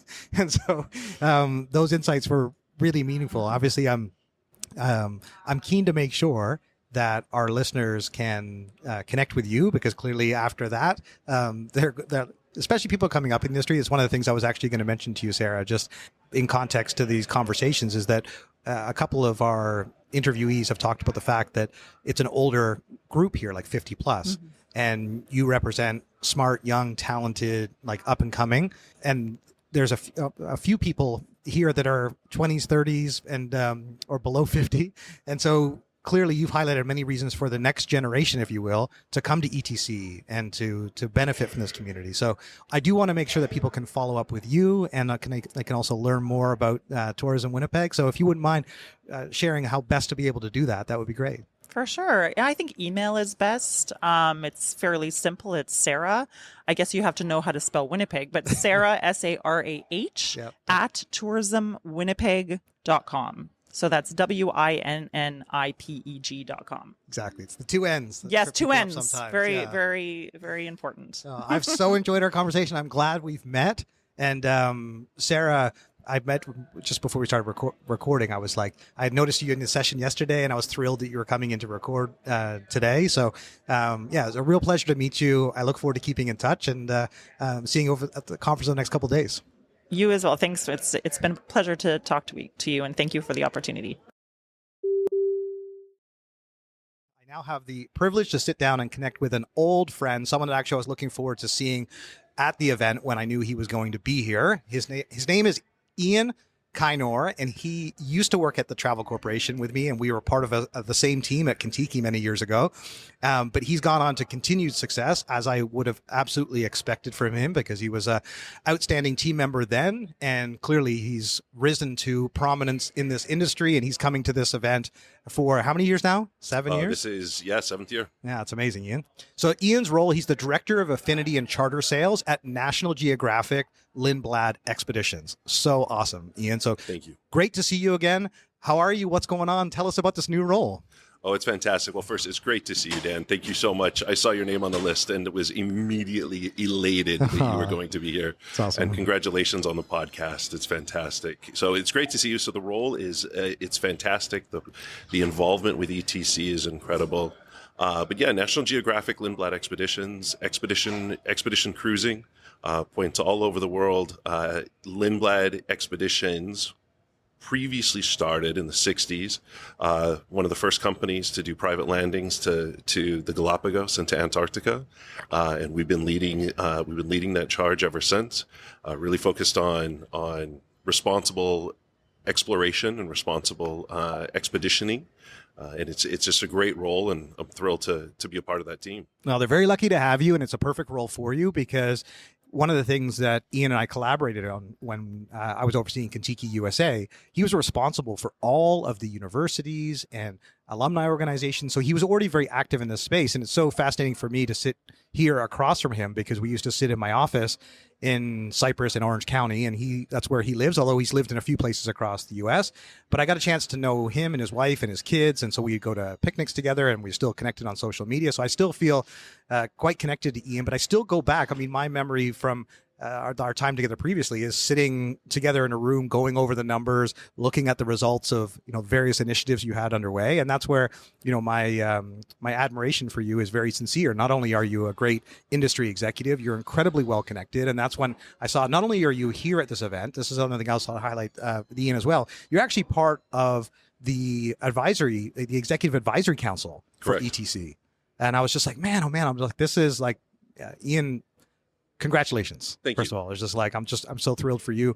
Tell us a little bit about the ETC connection. I'll come back to National Geographic Lindblad Expeditions as well, because I am keen to know a little bit more about that. But I'm really keen to know about your connection to ETC, how this all came about, and what brings you to ETC. Sure. So there's an interesting thing about ETC that it, as large of a conference as it is relative to the travel space, it sits.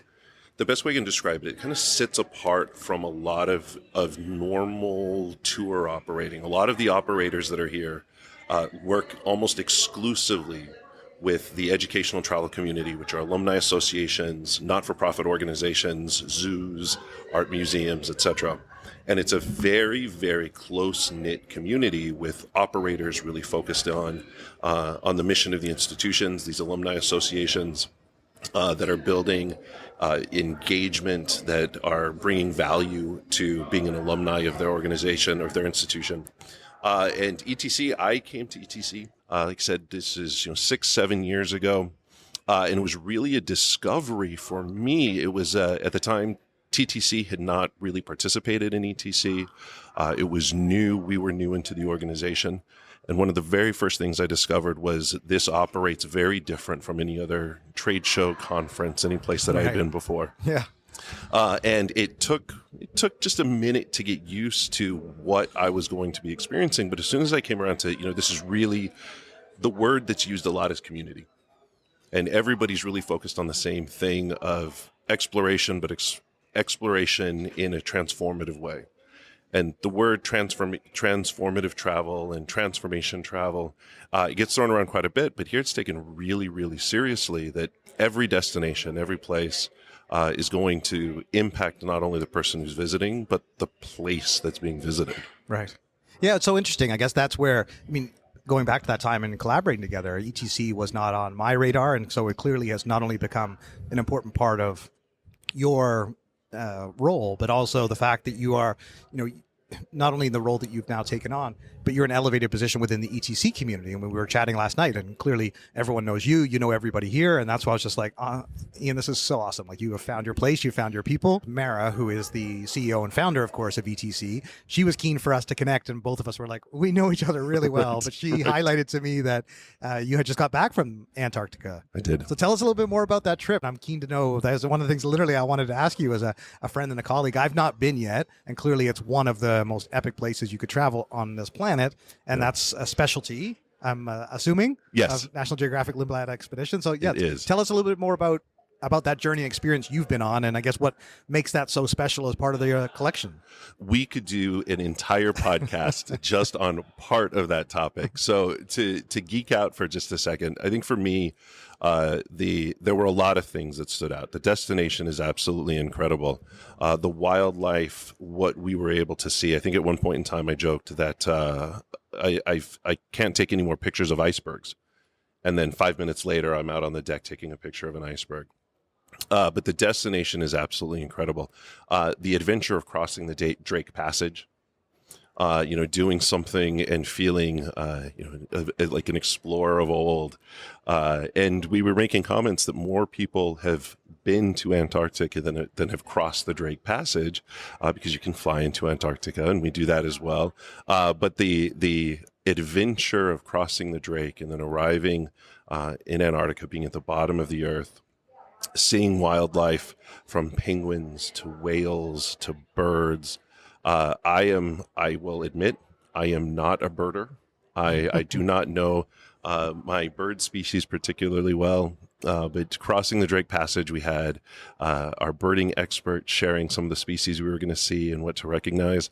I have never been more interested and fascinated in finding and seeing, whether it be the Arctic terns or the albatross or whatever it may be. It was absolutely thrilling just to be able to look at all those things. And beyond that, the ship itself. I will say I'm a little bit of an engineering nerd, and the marvel of the ship and the way the ship keeps us stable and it operates, and cutting edge technology that's involved to make the voyage as comfortable as possible, and navigate these polar regions safely and into places that a lot of people just can't go. It was incredible from start to finish. I highly recommend you go. You take the family. Totally. But yeah, every day was something new. Getting out on Zodiacs. I think one of my favorite experiences, I'll share this because it was absolutely amazing. At one point in time, we're stopped, and the ships are designed, they don't drop anchor. They use their propulsion and just kind of stay put. GPS. They sit there, so there's no damaging to the seafloor, no kind of twisting around to the wind. So we're one of our stops. We're stopped to get out on the Zodiacs. We take the Zodiac out, and it was a moment to reflect and just be present in the place we were. And one of our naturalists, one of the expedition team, had brought watercolors. And we all had a little piece of paper and a clipboard, and we were just encouraged to sit there, take it all in, and do watercoloring. And I haven't done watercolors since I was probably 4 or 5 years old. And my watercolor painting looks it. It is terrible. It all came flooding back to you. You put the most incredible landscape together. Oh no, it is awful, but it is probably one of my most treasured possessions from that experience, just because of the moment that it was, and just having that time to just take in the grandeur and the beauty of the place. Oh, that's really cool. I'm so glad you had that experience. Was it just you and your wife though on this one, or were you solo? I was solo. Oh man, the family, I'm sure. Yeah. Because we obviously, our kids know each other, and our wives have met, of course, and we're in a similar stage of life in terms of, your eldest has just gone off to college, your youngest will be there shortly, ours are about to go. And I was just thinking about that type of trip, to me, stands out as a reason for them to want to travel with us, like that they would do this. But clearly, you're going to have to go back, and you're going to take them. Yeah, I absolutely have to take all of them, and hopefully this summer, my wife's a high school English teacher. My two boys in school, so stealing them away from school in mid-February wasn't going to happen. But this summer we're going to get out, and we're all going to travel together and share the experience for sure. That's awesome. Well, I got a couple of other questions for you, Ian. One that I wanted to ask just about what's ahead for you in your role, and specifically with everything that's happening with National Geographic Lindblad Expeditions. It's such an exciting business to be a part of. Obviously, this whole sector is growing considerably despite various headwinds that may impact travel over the next year or two. There's certainly a huge demand for this category. Tell us a little bit about what's ahead for you and the team. Absolutely. Yeah. It is a year, if I can distill it down to one simple word, it's growth. We've grown our internal team. We've grown our fleet of ships across all of the destinations that we sail to, and we have the largest fleet, the largest U.S. Company fleet in the Galapagos. Amazing ships from our largest ship, a little over 100 passengers. All of the ships are small ships. We have two 48-passenger ships in the Galapagos, and my personal favorite, a 16-passenger catamaran in the Galapagos. Cool. Yeah. So we need, between your family and my family, we need another family of four, and we can go take the Delphine and the Galapagos, the 16 of us, and have our own little private journey. But it for me specifically in my role, it really is just introducing National Geographic Lindblad expeditions to new audiences and new people. There are plenty of individuals, entities, groups that are just wanting to get out and explore and want to have that experience that National Geographic and Lindblad expeditions can provide. And it's really just being there and being present and presenting the opportunity for them to visit these places. So for me going forward, it really is just introducing as many people as I can to National Geographic Lindblad expeditions, and just sharing what we do and how we do it, and let them be inspired, and then get on a voyage. And then beyond that, the same for National Geographic Lindblad expeditions, just to see the success and the enjoyment and guests coming back and telling their friends. I was on this Antarctica voyage. I was with a past traveler. She has done 11 National Geographic Lindblad expedition voyages, and she can tell you every person she was on board with, every moment and experience, and it's just great to hear those stories and those testimonials from people. And then we had the folks that were the brand new first time. I love that the first time for some of the families was Antarctica. Go big or go home.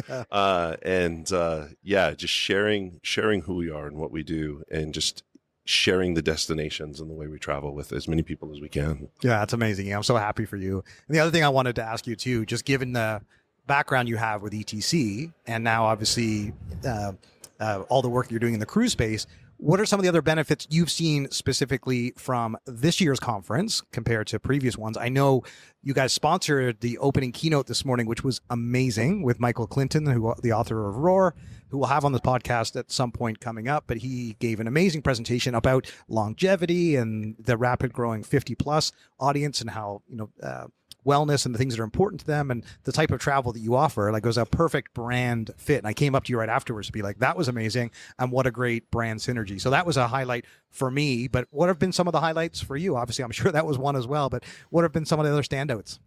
That was absolutely one of the top highlights. One of the things that I love about the conference, regardless of what city it's in, the conference always hosts what are called learning labs. And this year here in Mobile, we had 3 learning labs at the very start of the conference. And the learning labs are an opportunity for as many as who can participate, who can arrive on Monday, to truly immerse themselves in the destination and experience the place. And of the 3 learning labs, the one I chose just because I was fascinated by the history, Mobile holds the title of the providers, the originators of Mardi Gras in the U.S. And I think there might be a debate between them and New Orleans, but I am solidly in the Mobile camp. But getting to participate in that learning lab, where we learned a little bit about the history of Mobile, pre-colonial times, as a French, as Spanish, everything that contributed to what Mobile is. We were led down the streets of Mobile by the Excelsior Band, which is one of the largest or the oldest Mardi Gras band here in Mobile. So Excelsior Band, check them out; they're fantastic. That's awesome. They led us down the street for 4 or 5 blocks. We went to the Mardi Gras, or to the Carnival Museum, and I think one of the more fascinating, we went to one of the societies, to their float warehouse, where these floats are absolutely incredible. The art and the crafts, the time and attention to detail to make these floats, and every year they get torn down, rebuilt again. It was just such a fascinating view into the culture, into the traditions of Mobile, and just to hear everyone we met that day, the way they spoke about their passion for their city, Yeah. why these traditions are so important. Yeah. That's going to always sit with me. Yeah, that's forever. incredible. That's fantastic. I mean, I wish I was there with you. I mean, we'll have a chance to hang out tonight because obviously I want this conversation to go on. I know we'll get more time to catch up, so it's wonderful to be here together. I want to make sure that anyone listening to this that is only just coming to know you and how awesome and amazing you are, that wants to find a way to connect with you or to work with you in some way, please let everyone know how best to find you, connect with you, and also to learn more about National Geographic Lindblad expeditions. Absolutely. Can I give an email address on the For sure, yeah. Absolutely. The easiest way, I mean, you can all the usual places, social media, LinkedIn, but first name Ian dot Kiner, Kynor at expeditions.com. I'd love to answer any questions that you have. At the very least, I would love to just talk travel with you and continue to do so for hours and hours. But Ian.Kiner at expeditions.com, that keeps things easy. Find me on LinkedIn as well, Ian Kiner, and we're good to go. Awesome. And obviously expeditions.com is the place to check out. Expeditions.com. Yeah. That's it. That's for everything. That's for everything National Geographic Lindblad Expeditions, for sure. Amazing. Well, thank you for your continued friendship and obviously camaraderie in this industry. And I look forward to getting more time together and having you back on the show at some point as well, too, Ian. I would be honored to. I would love to. It's great to chat with you, Dan. Thanks a lot, Ian. Thanks. I now have the privilege to sit down with a true veteran of ETC. Jim Friedlander is the president of Arrangements Abroad. He actually kindly gave us some advice for our AI Summit session that we're going to be doing tomorrow. But he's been coming to this conference for over 25 years, and I know there's going to be a lot that we can learn from you, Jim, about ETC. So welcome to Travel Trends. Great to have you on. It's a pleasure to be here and an honor. Yeah, that's great. Thank you. Let's start, if you don't mind, to give everyone just a bit of background, because you do quite a bit in this industry. Tell us a little bit how you got into tourism in the first place. Well, I got into tourism the old-fashioned way, pure nepotism. So my parents founded Arrangements Abroad in 1977. My mother was a school teacher taking kids overseas. I got into it. In 1999, I joined the company and became CEO shortly thereafter. And 10 years later, my parents retired, and I've been running it ever since. And it's been a lot of fun. It's been a great journey. That's a great story. And actually, I did know that because when we had the pre-call, and I found this really fascinating, actually, just your backstory is that many people who work in travel do come from travel families that, or did, less and less so today, I suppose. But nevertheless, I do find that fascinating as it's the business you're born into, and it's the business you know, and you've been running this business now for more than 25 years. And so yeah, there's lots I'm keen to ask you, but I guess just to start off with, to make sure everyone knows what you guys do, give us a bit of an overview of what Arrangements Abroad. So we run about 100 to 150 trips all around the world.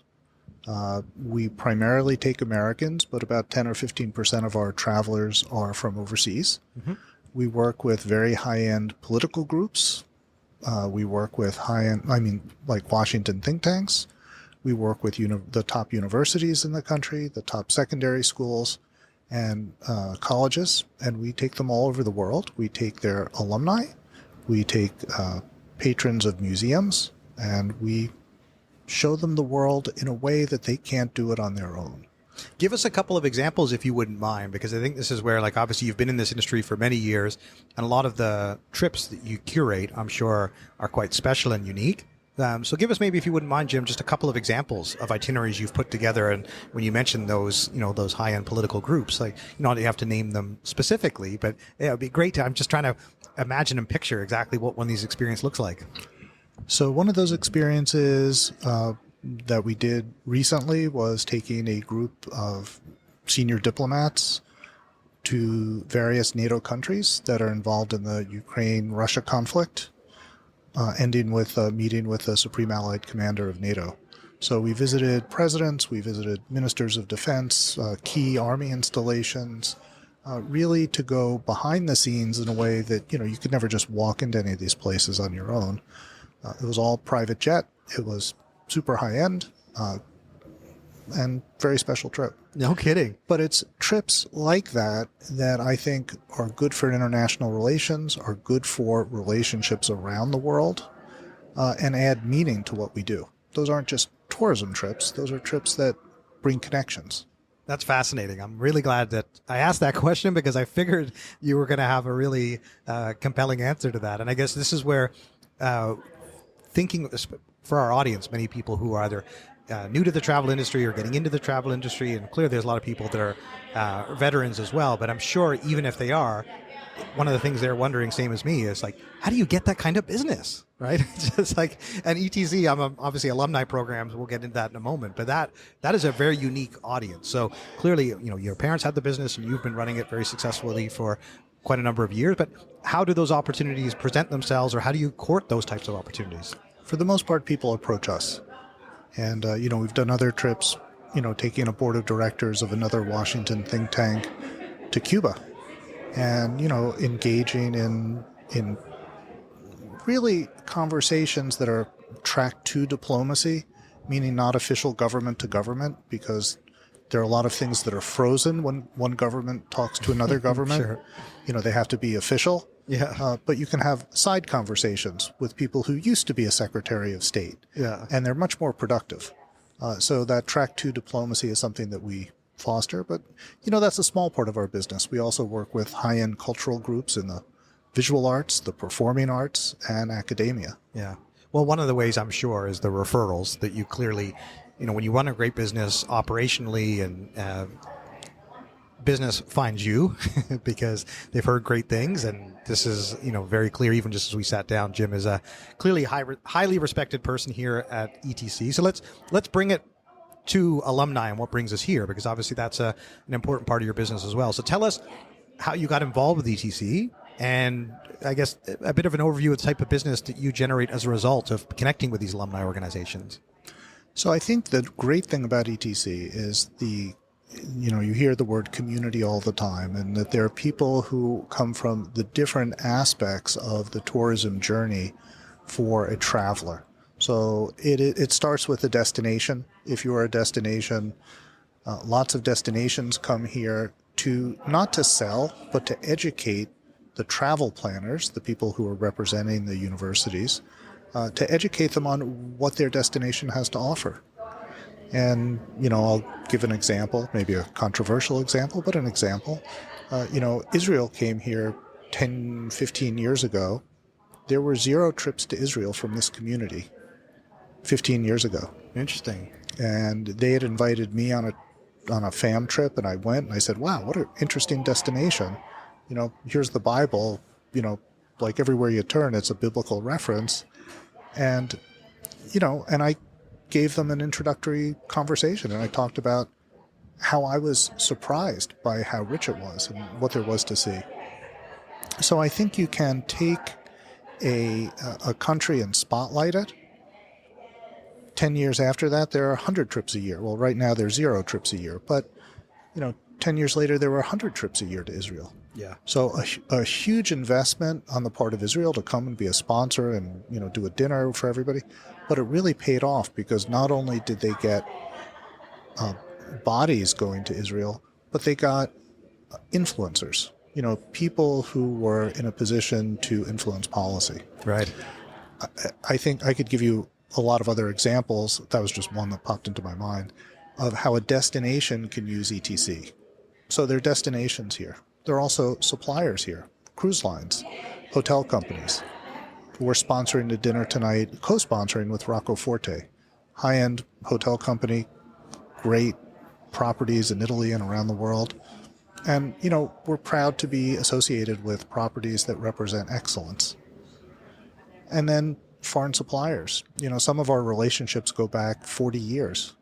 We tend to change suppliers very infrequently, and we're very loyal to the people we work with.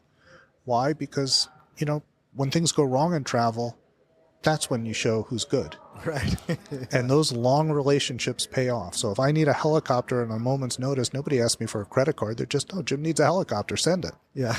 And you want those relationships, because travel, even despite the internet, is a very personal business.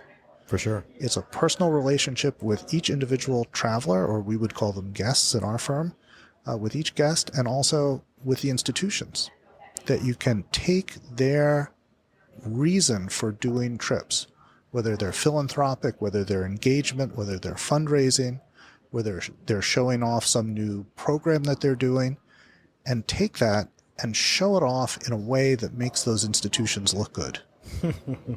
That's great. But one of the things I would certainly appreciate, and I'm sure our listeners would as well, someone like yourself who's got more than 25 years experience coming up in a family business, you have been through crisis to crisis. You've been through 9/11. You've been through the Iraq War. You have been through, obviously, the pandemic most recently. And this is where younger people, and part of my inspiration for this podcast is trying to speak to myself 20 years ago. And what are the things I would have liked to have known? And you seem to be someone that obviously can impart a great deal of wisdom and advice. And so as we find ourselves in, choppy waters in 2025 and a bit of uncertainty, whether it be the economy or geopolitical events, how are you navigating this? And what would be your recommendations for others that are asking these questions about what's changing with travel? Are they still traveling? Are they traveling? Are they changing where they're going? How are you approaching that, and what advice would you have for others? Let me go back in personal history for a second and just say, before I was in the travel business, I was in international banking and then consulting and then crisis management. So you're well positioned to answer this question. And crisis management is particularly a good background for the travel business in my years. Yeah. We've had volcanic clouds in, Iceland. We've had volcanoes. We've had earthquakes. We've had Chernobyl. We've had bombings. We've had, everything. COVID being by far the worst. And our office is in New York City, so we were 3 blocks from the World Trade Center on 9/11. And so, yeah, we've had it all. Yeah. And yet we're still here. Mm-hmm. And people are still traveling. During the dark days of World War II, when Hitler's armies were, marching across Europe, people were still going on vacation. Travel is not something that you give up. It is actually not a want. It is a need for most people. The question is, how much are they able to do? Physically, legally, monetarily, but people don't give up travel. That's number one. Number two, they're not going to give up travel now. Now, there are going to be new restrictions. There are going to be, places where you may not be able to get into. There are places we don't go now. We were just asked to do a trip to Pakistan and with military escort. And I'm like, no. I do leading edge travel, but not bleeding edge travel. And yet I would love to go to Pakistan someday. It's a beautiful country. But today is not the day for an American diplomatic group to be going to Pakistan. So there are all kinds of destinations. Iran is a beautiful country. The Persian hospitality is famous.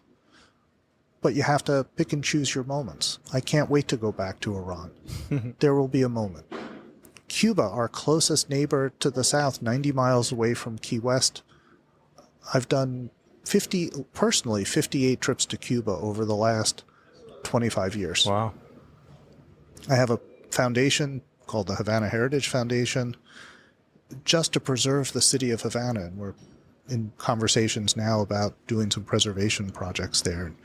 Where we shipped 3 containers of books on historic preservation and architecture to Cuba recently. Who's sending books to Cuba in containers from the United States? I don't know. Maybe someone else is doing it, but I don't know who it is. Yeah. But it's the kind of thing where you can do good in the world through travel. Travel is a force for good. It's a force for connecting people and places and leaving the people you meet and the places you go to better off than before you went. Yeah. That's not going to end. It's what drives me every day. And I really believe that travel is a force for good. And I'm always pleased to be part of it. And if I were a young person saying, what do I want to do with my life? Isn't that something you'd want to be associated with? Yeah. It's not just about the dollars. It's about the people. Well, it's so wonderful to speak to someone who is so enlightened, informed, and so outward looking. And especially at this time, an American and a Canadian sitting down and having this conversation, it's wonderful. It's refreshing. I've thoroughly enjoyed it. I greatly appreciate the fact that you made time for me before, and I couldn't be more thankful for you making time for me now. And I know that our audience is going to really benefit from this conversation. So I just wanted to say thank you very much for this. And also, I want to make sure that all of our listeners can connect with you and the team for future collaboration opportunities. So if you mind leaving us with that, and then we'll be sure to keep in touch, Jim. Well, before I give you that, I have to say how much I've enjoyed this conversation and have somebody ask me these probing questions, because I don't frequently get a chance to talk to people, and we don't really talk about our work. We do it, but we're very behind the scenes. We support the institutions we work with, whether it's the Metropolitan Museum of Art or Harvard or Brookings or the Council on Foreign Relations or, whoever it is. We work with high-end institutions, so you never see my name on anything or hear my voice. Our company is located in New York. You can look at our website, arrangementsabroad.com. And the other one is the museumtravelalliance.com. And so we're easy to find on the web. A lot of the trips we do are never on there because they're private. They're just for a board group or a trustee group. So Sure. It's, you won't see everything about what we do. But we're very open to new collaborations with people all over the world. And we're always looking for the latest, coolest products. That's fantastic. Well, a lot of our listeners to our podcast, interestingly enough, are investors, a lot of VC firms, private equity firms, which I hear from afterwards. So I'll be intrigued to hear some of the reach outs that happen afterwards, because I'm sure a lot of people are going to be captivated with this conversation. I certainly have more questions that I'm keen to ask you about some of the trips you've organized based on what you can share or you can't share, because you're a fantastic storyteller and you've obviously got a lot to offer. So, Jim, thank you again, and I'll look forward to keeping in touch with you. Likewise. Thank you. I now have the pleasure to speak to someone who I have just met, but I'm very keen to speak to, and he's been coming to ETC for over 15 years, which is amazing. He's based in New York City, and he's the founder of Immersion Journeys. Rumit Mehta, thanks for joining us on Travel Trends. Thank you. Lovely to be here. It's great to have you here. I'm really keen to get your take on all things educational travel, what's happening at ETC. But let's start with a bit about your background. So tell us how you got into tourism, if you want to take us back that far. But specifically, I'm obviously keen to know a bit more about Immersion Journeys. Sure. Like most of us in this crazy world of travel, we all had former careers. I trained as an architect. I worked as an architect. I worked in construction. And then I got burned out, and I decided I need to find something else in life. And I was born in Kenya, grew up in Tanzania, so I did safaris all my life. No way. So Amazing. Travel was sort of in my DNA, and I decided to make a small pivot, and I had an opportunity. Worked for somebody, and decided, man, I actually like what this side of the business. And then a few years later, decided to founded my own company, Immersion Journeys, in 2009. And so here we are in 2025. So give us, I've got so many questions, but give us an overview of Immersion Journeys and what you guys do. We are a small boutique tour operator. We design custom trips to Africa, India, Bhutan, Nepal, and Sri Lanka. That's our expert zone. That's all we do. Every now and then I'll do a plug for Europe if a friend asks me, but besides that, we are thoroughly experts in the regions of East and Southern Africa and West Africa, and India, Bhutan, Nepal, and Sri Lanka. Got it. I think it's interesting especially when you mentioned the small pivot. I mean, obviously you've got clearly a fascinating life story. You've lived in multiple places, different continents, holding a high esteem role as an architect. I mean, being based in New York. So that's why I say I've got so many questions, but let's connect how it relates to ETC. So how did you get involved with this community? So it's a very interesting thing. Like any business, there's a hustle, and I was introduced by a wonderful client who still remains my client.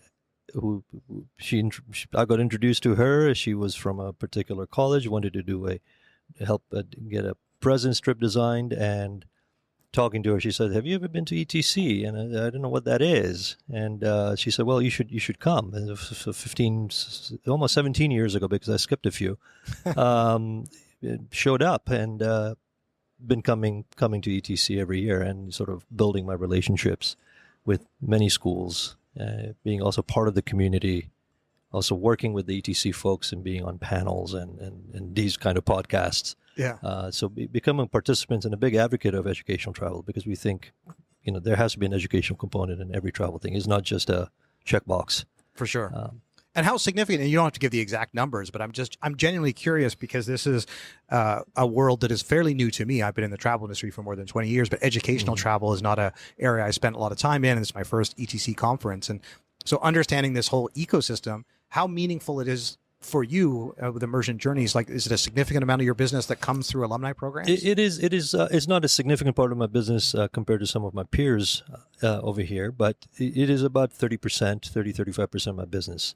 We because we're small, we don't try to chase after every bit of business, or we're not in the big volume business, considering we customize every trip for clients. So we're very strategic on who we work with, what they want to do, what the deliverables are, and therefore by default, it's not the volumes are not massive, but we're in a very comfortable sweet spot where we get approached for certain kind of trip planning and deliverables. So take us through some of those. I mean, that's where, going back to your roots and the fact that take us through some of the itineraries that you specifically offer, the destinations you focus on. Yeah. So here, a perfect example is in a few months I'll be actually escorting a trip to Kenya, and the mandate came from the dean of the veterinary program of that particular school, considering, wanting to learn, sort of put them in front of conservation officers, conservation type schemes, sustainable tourism in the world of climate change and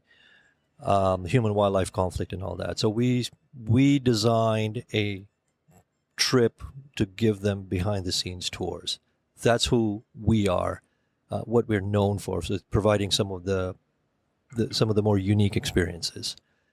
So the day in the life of Immersion Journeys planning for a particular school is starting with what do you guys want? You came to us, but what it is that you want out of a particular trip, and then we sort of design it based around that, depending on the budgets and number of days and when and how, and who is the faculty that's going to be sort of the host of that trip. And what is the typical group sizes? Typical group size will run anywhere from 10 to 20 people.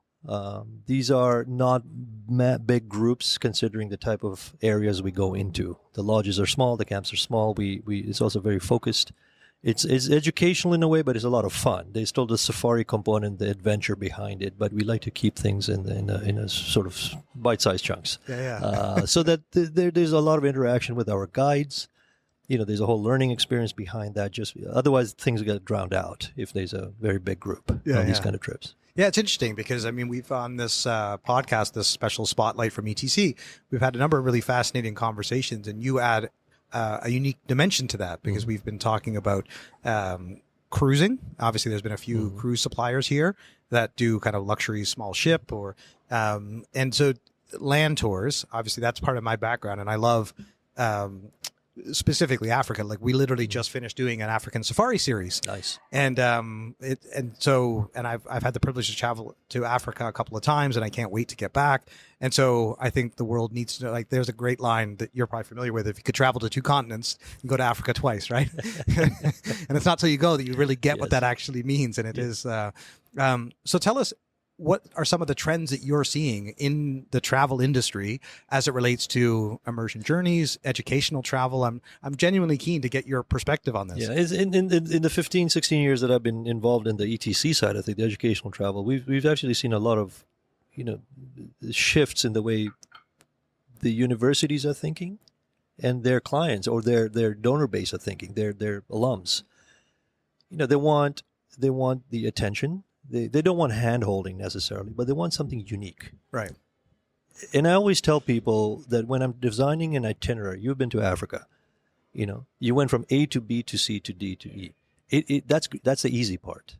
It's what happens between those points. Right. The extra, the spontaneity that comes with it, some of the experiences that clients face that were either pre-planned or not. So clients sort of, in a weird way, kind of don't really expect it, but we can provide that. And the demand for certain things like that has increased. Everybody wants to have an opportunity to go on a trip with us or similar trips, come back and talk to their friends about it. Look what I did. And that is what the uniqueness, the pivots that we've started to see, and how to create a unique trip. based around that. And then ETC this year, obviously, I'm sure every year is a little different. I know last year was in Winnipeg, and Yes. because Your home, your country. Yeah. exactly, yeah.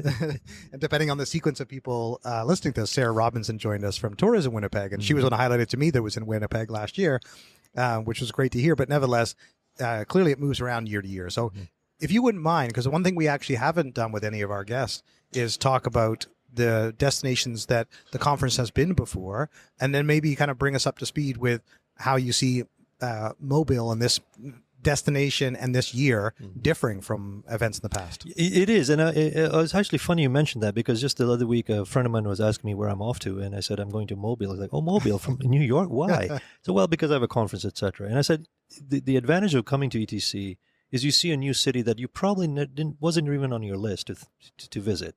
I would never think about, well, I really want to go visit Mobile. I would go to New Orleans, but I wouldn't, because it's right next door. But Mobile, why? So it's a great way to see America in a weird way. Yeah, for sure. And more importantly, it is about seeing parts of the United States. And granted, we went to Winnipeg last year. We had a Bermuda destination several years ago before COVID. I thought that was fascinating. Yeah. And so you learn something about your backyard, literally. And that's what coming to Mobile was, I walked around the neighborhood. There's a little bit of French influence here based on the building architecture, since I'm from the architectural background. The food, of course, is great. Of course, I live in New York City, so why should I be talking about food? But you can get beignets it's different. there. Yeah, but not as good as over here, or crawfish. So that is a great way to sort of learn, and that's part of the ETC ecosystems. That the city that is hosting you is also should be part of the conversation when we're talking in panels or talking to our clients in the meetings. Yeah. And then this year in particular, so obviously you've mentioned Mobile, which it's my first time here as well.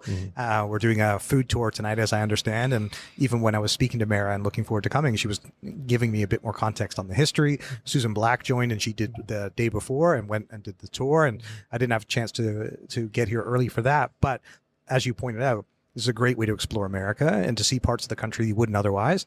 And so I see many benefits to the way that it moves around. I'm thrilled that it's here in Mobile. But the event this year, we're sitting here together on day 2. We're getting to the close of day 2. Obviously, there's another big day tomorrow.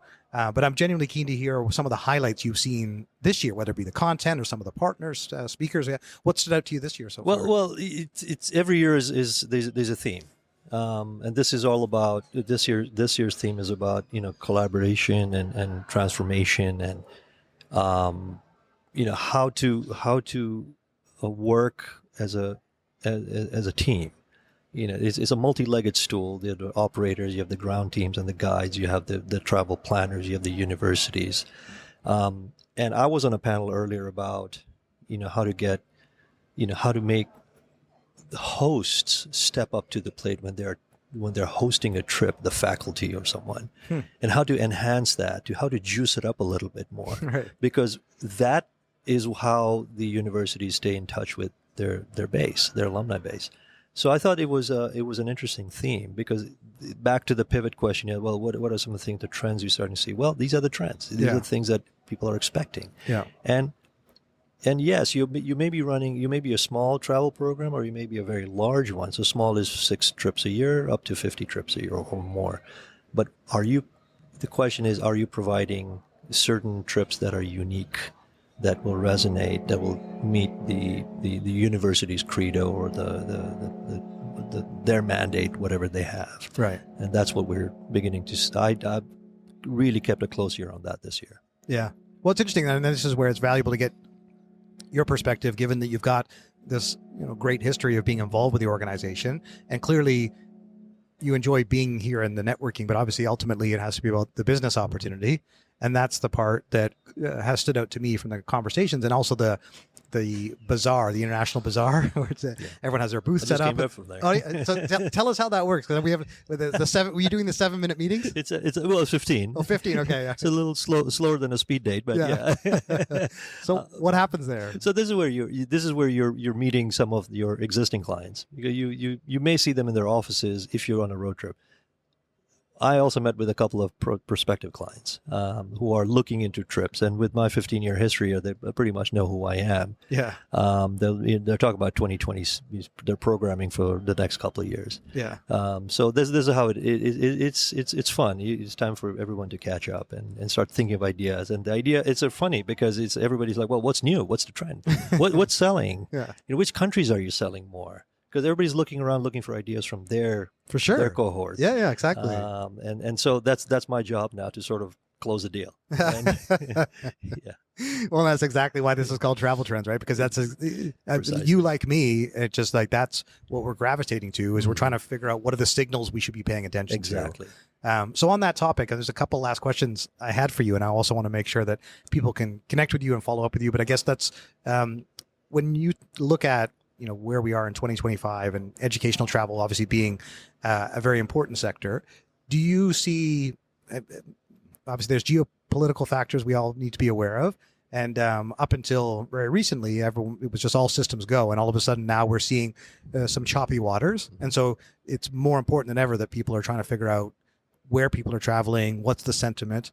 What are some of the things that, how do you approach that, I guess, is what I want to ask you. So it's not too timely, but how do you approach, being at a conference like this is obviously one, but what are some of the other things that you do to make sure that your business is, well positioned to navigate those? It is a fantastic question, because this is what we're beginning to see in the last few months. And a little bit of anxiety, choppy waters, where is the economy going? If you were in the Bull Talk this morning, there was a whole conversation about people are living older, and therefore their portfolios or their retirement portfolios have to last longer. People are definitely being affected by what's been going on in the world. Yeah. What we try to do is we try to work very closely with the schools to say, look, what are you? This year is a little bit early to tell where things are heading, but it's in the back of our minds to say, okay, if there's a trip opportunity in next year, 2026, 2027, where might we be? What kind of pricing we need to worry about? What kind of things we need to talk about? So we're not scaring the potential traveler, because it's a loss to everybody, the traveler, the school, and us. Yeah. If nobody goes on a trip. And so we always try to keep our finger on the pulse here. And we can see if we can predict, like, okay, this is where we think we might be going. The very expensive high-end trip is now going to be probably dumbed down a little bit. We'll use a slightly cheaper properties, and to keep things on the cheapest. So yes, we do keep things on in play when we're talking to our clients. Yeah, I appreciate that. We Meta just had a friend just come by, and I think she assumed we were on video, so she jumped in to try and do a... She's one of my top clients, actually. Oh, is that one of your clients? She jumped in for a photo bomb moment. I think she was looking for the camera, but it's all audio. So Anyway, that was nice, because this is where it's really a community here at ETC. Yes. That's certainly what stood out to me. People care. They look out for each other. There's so clearly you're well connected in this community. I want one last thing I want to ask you, and I want to make sure people can follow up with you. And this is about your travel plans on a personal level, because I'm sure you, like me, love traveling. Clearly, that's obviously a passion for you. You've decided to switch up careers and be in this space, so that this is something that consumes you, and you're obviously you wouldn't be in it if you didn't love people and love travel. So I find for me that it's restorative to go and have a great trip, because it takes you out of the business side of it and actually puts you in and kind of gives you a reminder of this is why we do what we do. And you were starting to highlight that about being in Mobile. And so I guess I was just keen to ask you what travel plans you have on a personal level for 2025. Well, I just came back from an Antarctica cruise, which is absolutely fabulous. I went there with a little bit of trepidation, because I was like, I'm not a cruise guy, but then realized it is very much like a safari. Who did you go with? Do you mind me asking? I went with Atlas. Okay. And it was a personal trip. Yeah, that's great. I'm heading actually to a personal trip meets business trip to Botswana, because I have to, part of our job is to keep the quality control going. So we're inspecting lodges and camps. Yeah. These are people we use all the time. These are our partners in the business. So we're going to go and check out places. My wife is joining me, so it's a little bit of a holiday. Nice. So we're doing a little bit of that. So I can. The nice thing about our business is we can combine business with pleasure, as long as the business side doesn't supersede the pleasure. For sure. Otherwise, it would be a nightmare to. You're constantly working otherwise. Well, the reason I jumped in so quickly on the Antarctic is that one of our other guests on this podcast, who works for National Geographic Lindblad Yes. Expeditions, he just came back from the Antarctic, and he was telling us how extraordinary it was, and it's a place I'm keen to go. So clearly you had an amazing experience. Absolutely amazing. Yeah. And Lindblad, I would say hands down would be one of the. If I ever went back again, I would try Lindblad. Yeah. So No, yes. fair enough. But Botswana is high up on my list Mhm. for many reasons. Obviously, they got incredible camps there and some amazing luxury safaris, and some really unique terrain. And so Botswana for me. So I'm going to be keen to know. But you've been before, have you? Or? Yes, multiple Yes. times. Okay. Yes. So you know that area Yes, quite very well. much so. Yeah. Absolutely fabulous country. Yeah. Yeah. That's fantastic. Yeah. Well, Ruben, obviously, I've enjoyed meeting you. I'm really keen Thank to keep in touch with you. I want to make sure that our audience can as well. So if you wouldn't mind sharing the best ways to connect with you after this. You can go on our website, immersionjourneys.com. You can call me at 917-686-2620. You can WhatsApp me on that same number.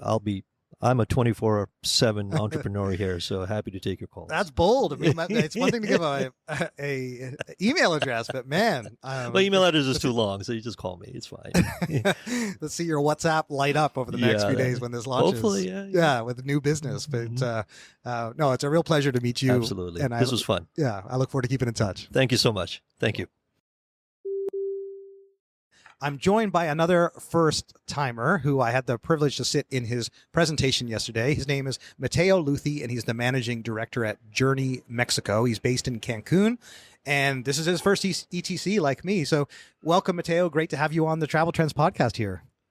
Thank you very much. And hello, everyone. And it's a pleasure being here. Thank you, Dan. Well, I certainly enjoyed the conversation you were having, especially because Mexico and Canada, certainly at the moment, given everything that's going on in the world, there's a lot of kinship between our two countries. And I thought the session that you were highlighting was really fascinating for all the listeners in the room, because you were talking about the challenges of perception in a destination. And I work with the team that has a tour operator in Colombia, and actually Juliana, the CEO, was in the room at the same time. And poor Colombia kept getting brought up as another example of a destination that, having a troubled past, people have a negative perception, which unfortunately sometimes is the case with Mexico, or it could be with Canada. But so tell us a little bit, Mateo, about that session yesterday. People have heard from Michael from Purdue, who was on that panel as well. But I would love to hear your, I guess, summary of the session yesterday and some of the key points that you wanted to share with the audience about that topic. Yes, absolutely. Thank you very much. And it was, I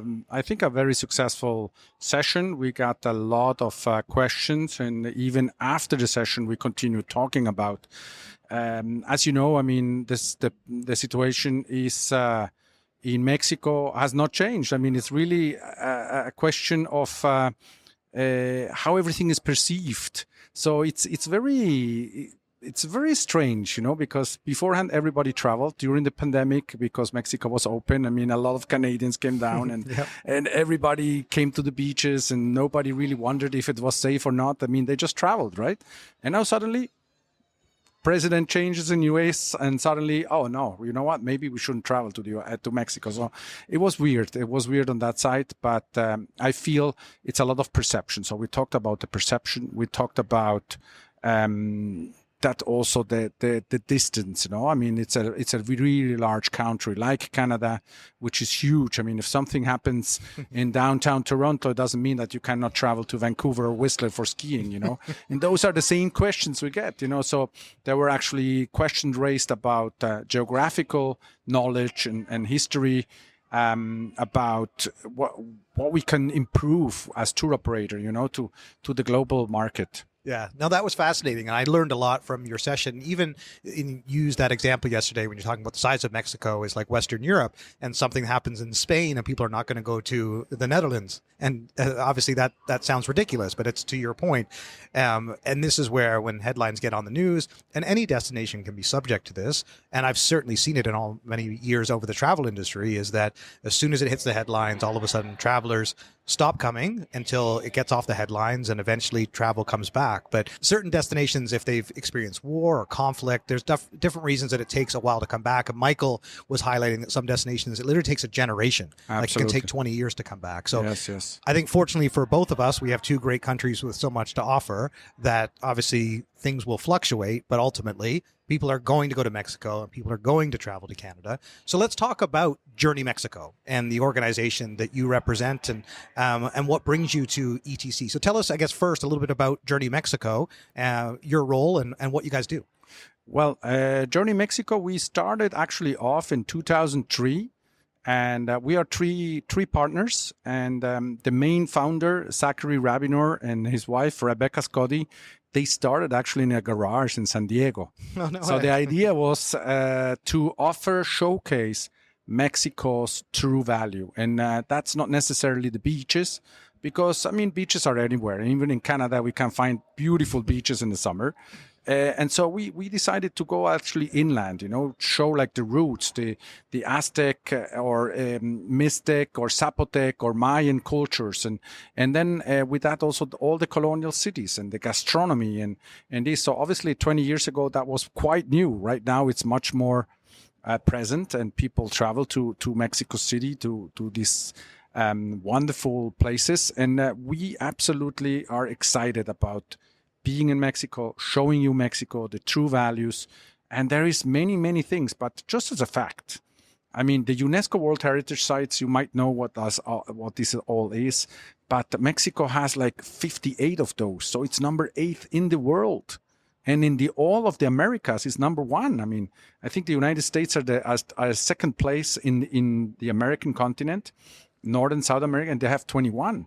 Wow. So, I mean, it is a lot. And therefore, I mean, you can imagine. So what we are looking for is to really showcase the travelers when they come, to give them like a learning experience, that they bring back something they learned, something new. So it can be being with like a local community, or it can be like an off-hour visit of the Anthropology Museum in Mexico City, or it can be anything, but it must be something meaningful. For example, families, going to an archaeological site for small children is probably not the most exciting things. But what if we offer like a scavenger hunt? So the parents are there, and we design a scavenger hunt. So the kids are actually really enjoying running up and down, and they are always close to us because they go along with the guide, and then they find this treasure, which usually is like a little alush, which is like a leprechaun, which we do like in Yucatan, but it's very special, So we explain that. And so they bring this little puppet back home. So that's like the idea is this. Sustainable travel is another very important factor, because I think more and more people are asking us to give back, to help communities, to help natural environments. And so we do have these projects already set up, and actually today we were announced in Travel and Leisure as the number 1 company in the Americas doing it. So we're also B Corp certified. So we are doing a lot for the community. We're doing a lot for Mexico. And we are doing it not because we want to do it, because we genuinely believe in these things. So that's basically what Journey Mexico is. So a true insider access with friends, good guides, and it's an all-round. So, I mean, basically, if you travel with us, you don't have to worry about it. And everything is tailor-made to your needs. Congratulations on that recognition. Clearly well-deserved. And the other thing I would just highlight, too, from your comments there about the DNA and the ethos of Journey Mexico is very much in sync from what I've come to experience here at ETC. And some of the feedback we had as I was preparing for my keynote, we interviewed about 7 people in advance of the conference. And one of the recurring themes is people just love being in this industry. That's their true passion, is to be in this travel space. And so it's not purely a profit motive, but clearly we need to generate business and we need to bring in new clients. So I just thought I'd make that connection, because clearly that's something that's standing out to me, how special this community is. So on that note, I guess, Mateo, given it's your first ETC and understanding that background about Journey Mexico, what are some of the things that have stood out to you so far about the benefits of being part of this community, whether it be some of the networking opportunities, the presentations you've been able to be a part of? What have been some of the standout highlights already for you? I feel that this is something, this is a very good question, Dan, because I feel this is something we have to address with the younger generation. They probably, even my mother doesn't really understand what I'm doing.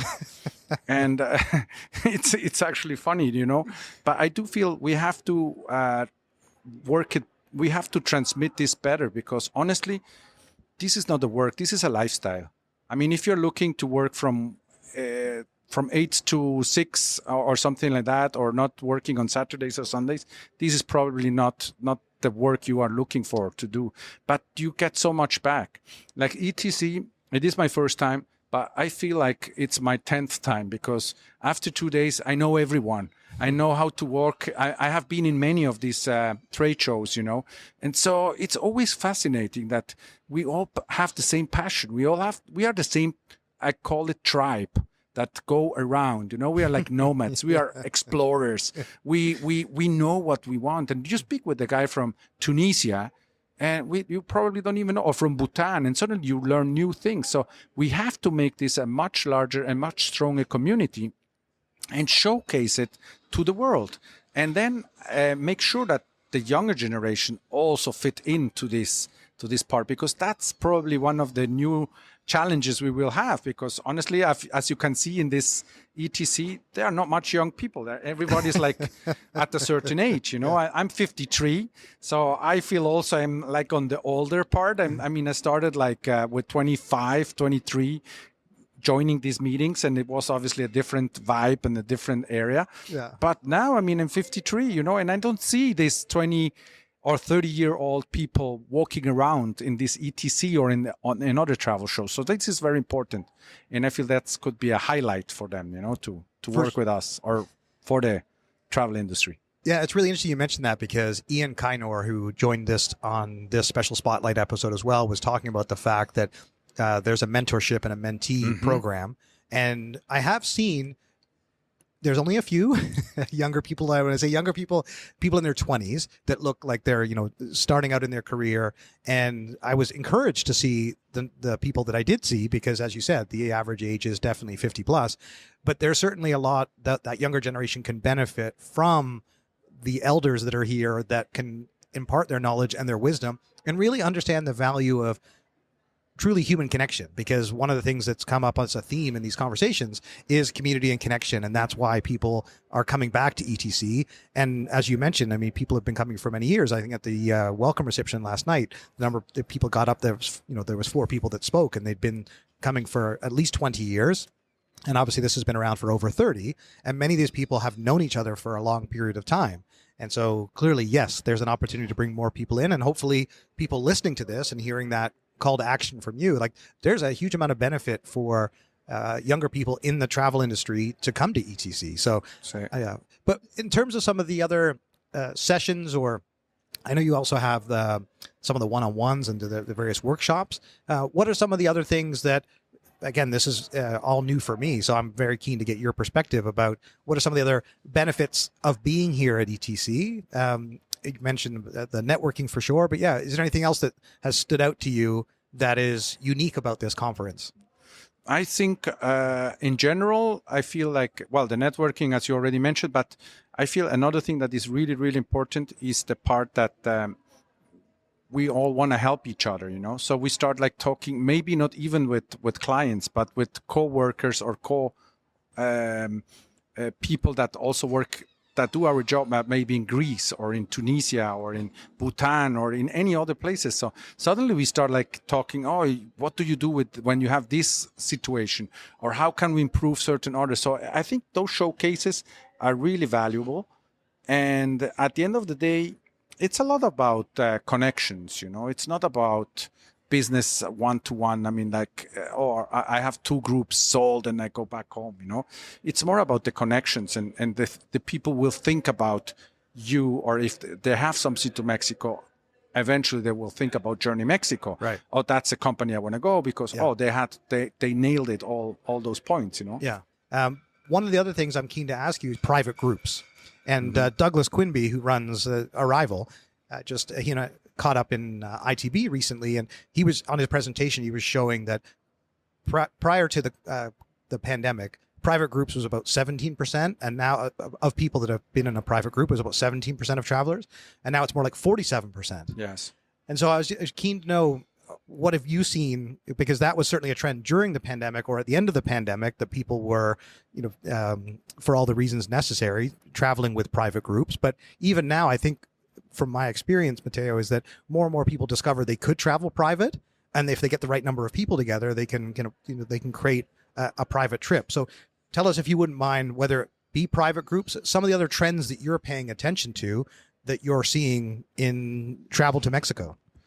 Well, I mean, we were really blessed and we were lucky for once in Mexico. So we didn't have any problems at all. I mean, everybody was traveling to Mexico because it was one of the few countries they could travel to. So, and people, they travel because they want to travel. It's a necessity. It's not like a luxury item. So people love traveling, and coming to Mexico was really important. So we studied ways on how we could achieve even better ways. And one of these was exactly the private travel. So we designed private jet travels so that they could travel in 10 days all over Mexico, which is a huge country, as you know. So it's like and so we were doing 3 days maybe in Cancun, and then we were flying to Chichen Itza, and then we were flying into the center of the country, and then we were in Baja California, in Los Cabos. But that could be done with the private jet, so it's easy to travel. And suddenly it wasn't so expensive because people were actually gathering together. So we were talking groups of 8, 10 people, and they didn't know each other. So 5 couples, a nice guide, and super highlighted experiences in each of these destinations, and it was magnificent. So we were really selling these trips easily, and the people wanted to do them. So private travel is definitely something great. Right now, we are struggling again on selling it because there are so many new opportunities for people to travel, and so they are going back to Europe or back to any other destinations they wanna go, But I feel private travel is still very on, and specifically that specific niche, we see gastronomy, people that want to go out with specific chefs, and then they want to go to the community where they were growing up, these chefs. So that's a different, and the markets and all of that side, or whale watching, nature events. We have fantastic whale watching in Baja California, or the monarch butterflies in Michoacan in Mexico City area. So it's all specifically detailed trips that we can offer. So from that side, private groups are very, very important, and they are growing more and more. So I think right now, speaking in ETC, that's my leads, the most of the leads are exactly for the private groups that are looking to get these special treatments and not traveling in large motor coaches with 60 or 70 people, Yeah, exactly. No, that's really fascinating. And I also want to go back to the fact that you mentioned FIT as well. But just before we do, if people are looking to engage with you, because it may be the case that you don't meet everybody here, and someone listens to this podcast afterwards and it's I didn't get to attend Matteo's session. We didn't get to meet when we're there. I always find it amazing when you've been to a conference for 3 or 4 years and you meet someone that has been the same and you haven't met yet. Yes. Because even there's 300 people, you just can't possibly meet everyone in just a few days. And so for anyone who's listening to this that is interested in the group side of the business or the alumni, whether it be people from the event or any of our global listeners that might be interested, where should they go for more information to connect with you and to learn more about Journey Mexico? Well, we have a website, but I think probably the easiest is to shoot me an email. So my email is Matteo with double T. So that's MATTEO @journeymexico.com.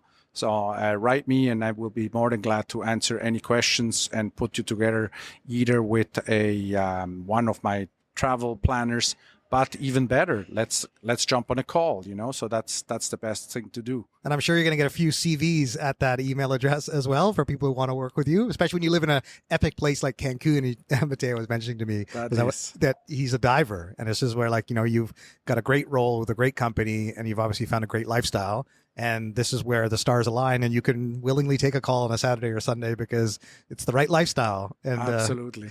But the other thing I wanted to go back to just before we wrap up is FIT. It is a growing segment of our audience, and we are working actively to grow the B2C side, and we're actually going to be introducing a new series of podcasts focused on destination spotlights. Okay. And so we are seeing that more and more listeners are intrigued when we talk about certain destinations. And I love travel, so I'm always keen, and I could chat with you for another half an hour just about Mexico and get your guidance and advice for myself, my family, and our friends, and all the people I know that are keen to travel to Mexico. So we can come back to that. But the people who are looking for an FIT experience, how do they connect with you? Is it the same way, they email you directly? Yeah, it's or is it, absolutely the same way. We right now have a groups department, which is very little, but we have to make it more robust. But it's definitely the same way on the same email, and I will redirect them. It will be very important to understand why are you coming down, or what are your expectations, in order to really fine tune and get you also the right guide, because that's another very important thing. Because it's not just like our guides are specifically trained for specific needs and for specific adventures or for explorations that you need, So I think it's also another thing that stands out with us. Training of the right guides is very important, because the experiences need to be not just good, they need to be extraordinary. Yeah. And once again, it's that if not, you don't learn, you don't link in, and that's very important for us. Totally. Mateo, I'd like you to leave our listeners, and myself too, for that matter, with a hidden gem in Mexico that many people may not be familiar with, or even if they are, that you'd like to highlight that in 2025 is a compelling reason to travel to Mexico. And I know there's probably many that you could mention, but if you had to narrow it down to one area, city, experience that you would highlight to our listeners, that they can quickly get on online after this and discover it for themselves and learn more. But yeah, where would you point them towards? I would say, well, that's a very good question. You got me there. Yeah, as you said, there are many, but I would say an area that we are working right now. I would still go with the Yucatan Peninsula, around Mérida. Yeah, we have found some caves that National Geographics are actually exploring, and they are very, very old. I mean, more than 3,000 years old, and you can go and explore those caves with Mayan guides and then with the Mayan shaman. That's something really amazing. I will send you a picture of it, because that's just a wonderful experience to do, and it's in Mérida, so it's very close by. So awesome! I'll make sure that we post it on our social channels as well. We'll include that so that people can find it. And the one for me, Mateo, is Oaxaca. I'm desperately keen to get to Oaxaca, and I'm a huge fan of markets. So it's I'll be reaching out to you for some suggestions on that. But of course. Mateo, it's been a real pleasure to meet you. I'm glad we had this time to sit down together, talk about Mexico, and make this connection. And I certainly am encouraged to hear how business is going, and I want to see that you continue to succeed. So I certainly wish you and the team all the best for 2025 and beyond. Thank you, Dan, and thank you all to listen. And as we always say, mi casa es su casa, my house is your house. So come on and visit. Hello, everyone. I now have the privilege to sit down with Michael Luongo, who I had an opportunity to attend one of his sessions yesterday. It was really fascinating. We'll talk a little bit more about that. But he's a PhD at Purdue University, but he's also an author, a journalist, and he has a lot to offer in the world of travel, as I discovered yesterday. So I was keen for him to join us as part of this podcast. So Michael, great to have you on Travel Trends. Thanks for joining us. Thank you, Dan. Thank you. One of the things I didn't get to ask you yesterday is your background with ETC. Have you been to these events before? What is your connection to this community? No, this is the first time I've been here. Mara reached out to me. I had done a talk in Atlanta. I'm on a blank on the name of the conference, but it was about social justice, about the environment, peace and tourism. And, I'd spoken at that, and Mara had kind of, seen that I'd spoken at that and kind of invited me into this, and we were trying to figure out the different ways I would be able to contribute to this. That's cool, because, there's only a couple of people that are featured on this series that are first-timers here at ETC, because many of the people, as our listeners have heard from these conversations, have been part of this organization or been attending for 10, 15, 20 years, right? It's amazing. So what brought you to ETC this year? And obviously Mara reached out to you and she saw you speak elsewhere, but I guess what drew you to this event? And obviously the session that I attended yesterday, I want you to be able to share what you were talking about and some of the takeaways. But yeah, what drew you here aside from the connection with Mara? Well, I think, I'm part of a university. I'm at Purdue. I'm a PhD student in the tourism school. I also teach in the communication department. So this idea also that it's the Educational Travel Consortium, I have not yet taught study abroad. I'd love to do that. I always have these conversations about it. I'm very familiar with the alumni groups and how they travel. Yeah. And again, it's one of those things where people say, hey, maybe we'll bring you along and that hasn't happened. But, I think here I've been on 2 panels. And so yesterday was looking at difficult locations to travel to. My research is on Iraq, Afghanistan, Rwanda, Ukraine, very difficult places in war-torn tourism. Today was the breaking barriers, the diversity one.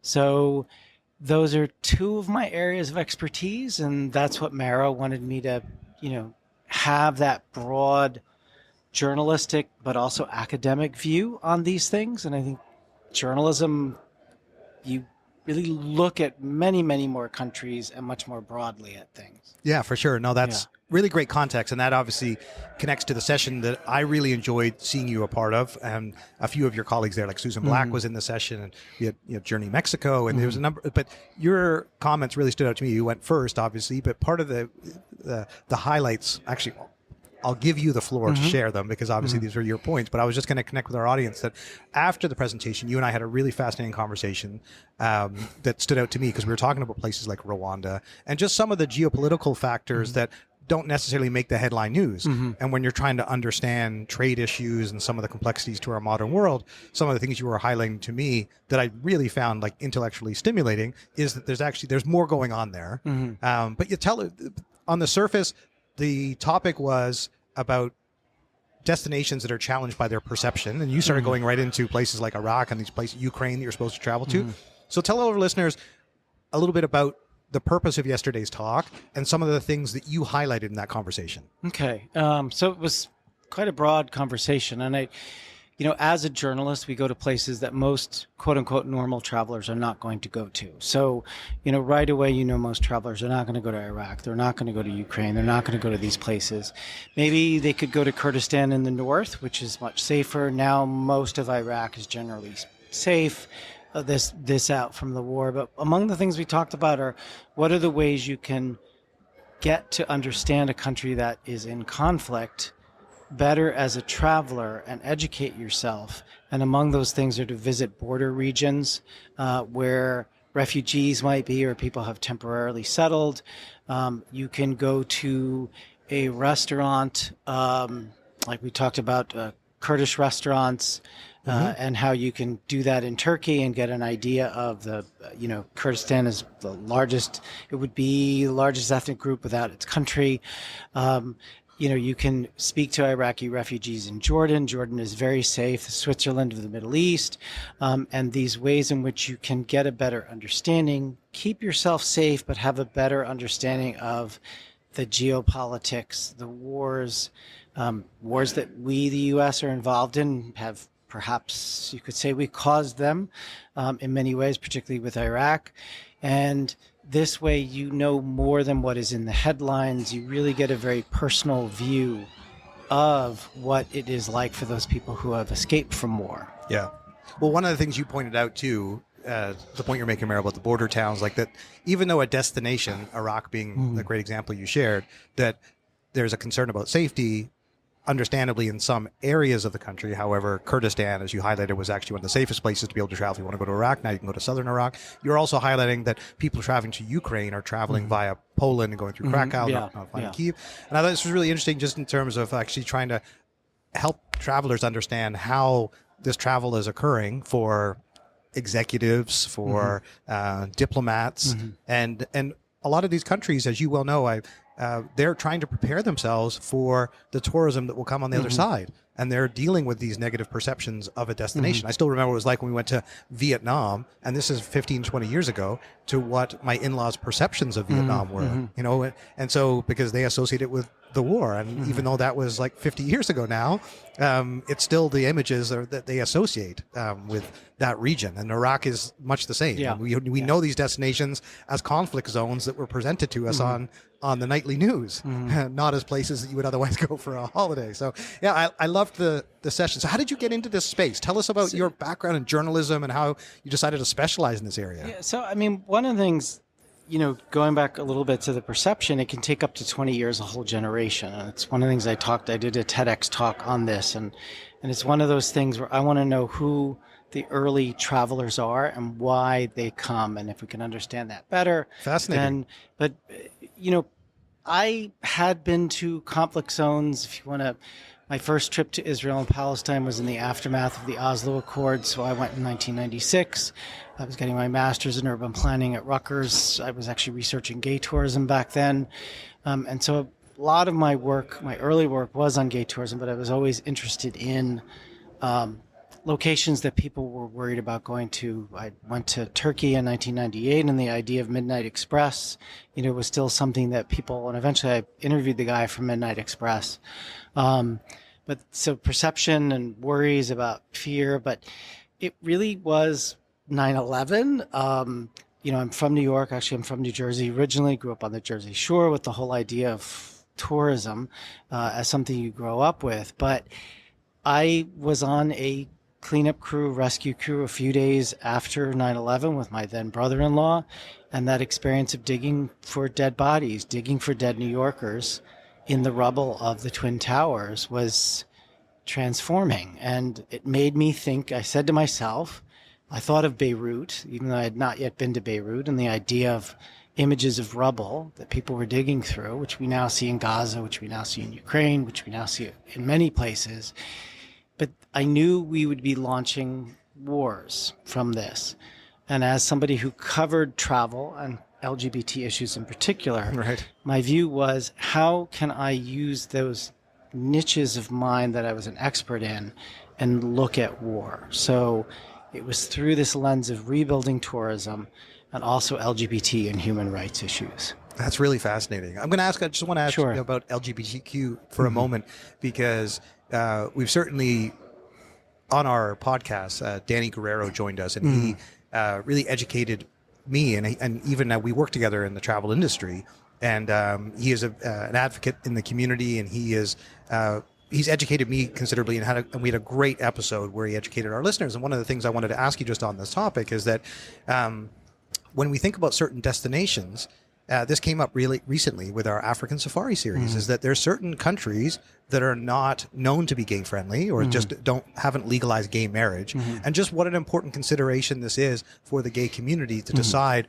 what destinations you're going to travel to based on the comfort level. So the reason I want to ask you this question is we sit here in 2025, obviously DEI is under attack. We see pride festivals. We were talking about that yesterday. It was another part of the conversation I was really enjoying having with you, is like all these issues that are cropping up in the world. So given that it seemed as though we were making so much progress, are you seeing that again as another issue that needs to be highlighted to help destinations understand how better to market to that community to make sure that they feel welcome? Because this was the big insight for me. I just wanted to share it with listeners, was that because you don't, even if you don't specifically advocate for the LGBT community, when you don't do that, you're not making them feel welcome, because there's actually, as opposed to just assuming. So if you're not in that community, and this is where I've started to understand all the importance of being able to market effectively, as opposed to saying, well, of course you're welcome. It's like, actually, you need to be more explicit about it. So I'd love to get your take on this, since you have great expertise there. There's so many ways I could answer that question, but I think a few quick things that I'll say. I was on CNN because you're Canadian. Canada had issued a warning. They didn't explicitly say Texas and Florida, but we know that that's what they were referring to. This idea that it might not be safe for their LGBTQ citizens. This is before all of the issue now with the 51st state and all of that stuff. That while we in the United States think that we're very advanced in LGBTQ rights, this is very uneven. And even in a city like New York, there can be so many problems. But you often have, like in Florida Fort Lauderdale, Miami, all of these great gay LGBT, they're in red states, they're in states that overall have problems. So there are these bubbles. The other thing that I would point out is, and it's interesting you mentioned this, so Ronnie Weiss from Travel Unity, I interviewed him for a Gay City News piece after the New York Travel and Adventure show, or during the show. And one of the things that he pointed out is that if, when places discriminate against LGBTQ people, it also sets this, they came for me, they came for them, they came for, well, then if I'm a little bit different in any way, this is a place I'm going to avoid. So I think now more than ever, though, with trans people under attack, LGBTQ rights under attack, Trump has now taken away money from UPenn for transgender issues. So everywhere is under attack. So if you want this particular market, you probably do need to be a little bit more explicit. And that can be the ad itself. That can be where you place the ad. So it's right now, everything is in such flux that places that you considered safe are not safe. You may be thinking about, okay, so is it safe for somebody gay to go on a safari in Uganda? To be honest, while it's really horrific for somebody who's Ugandan who is gay, it's generally okay for the person who is from the West, who has a lot of money and privilege, to go on a safari.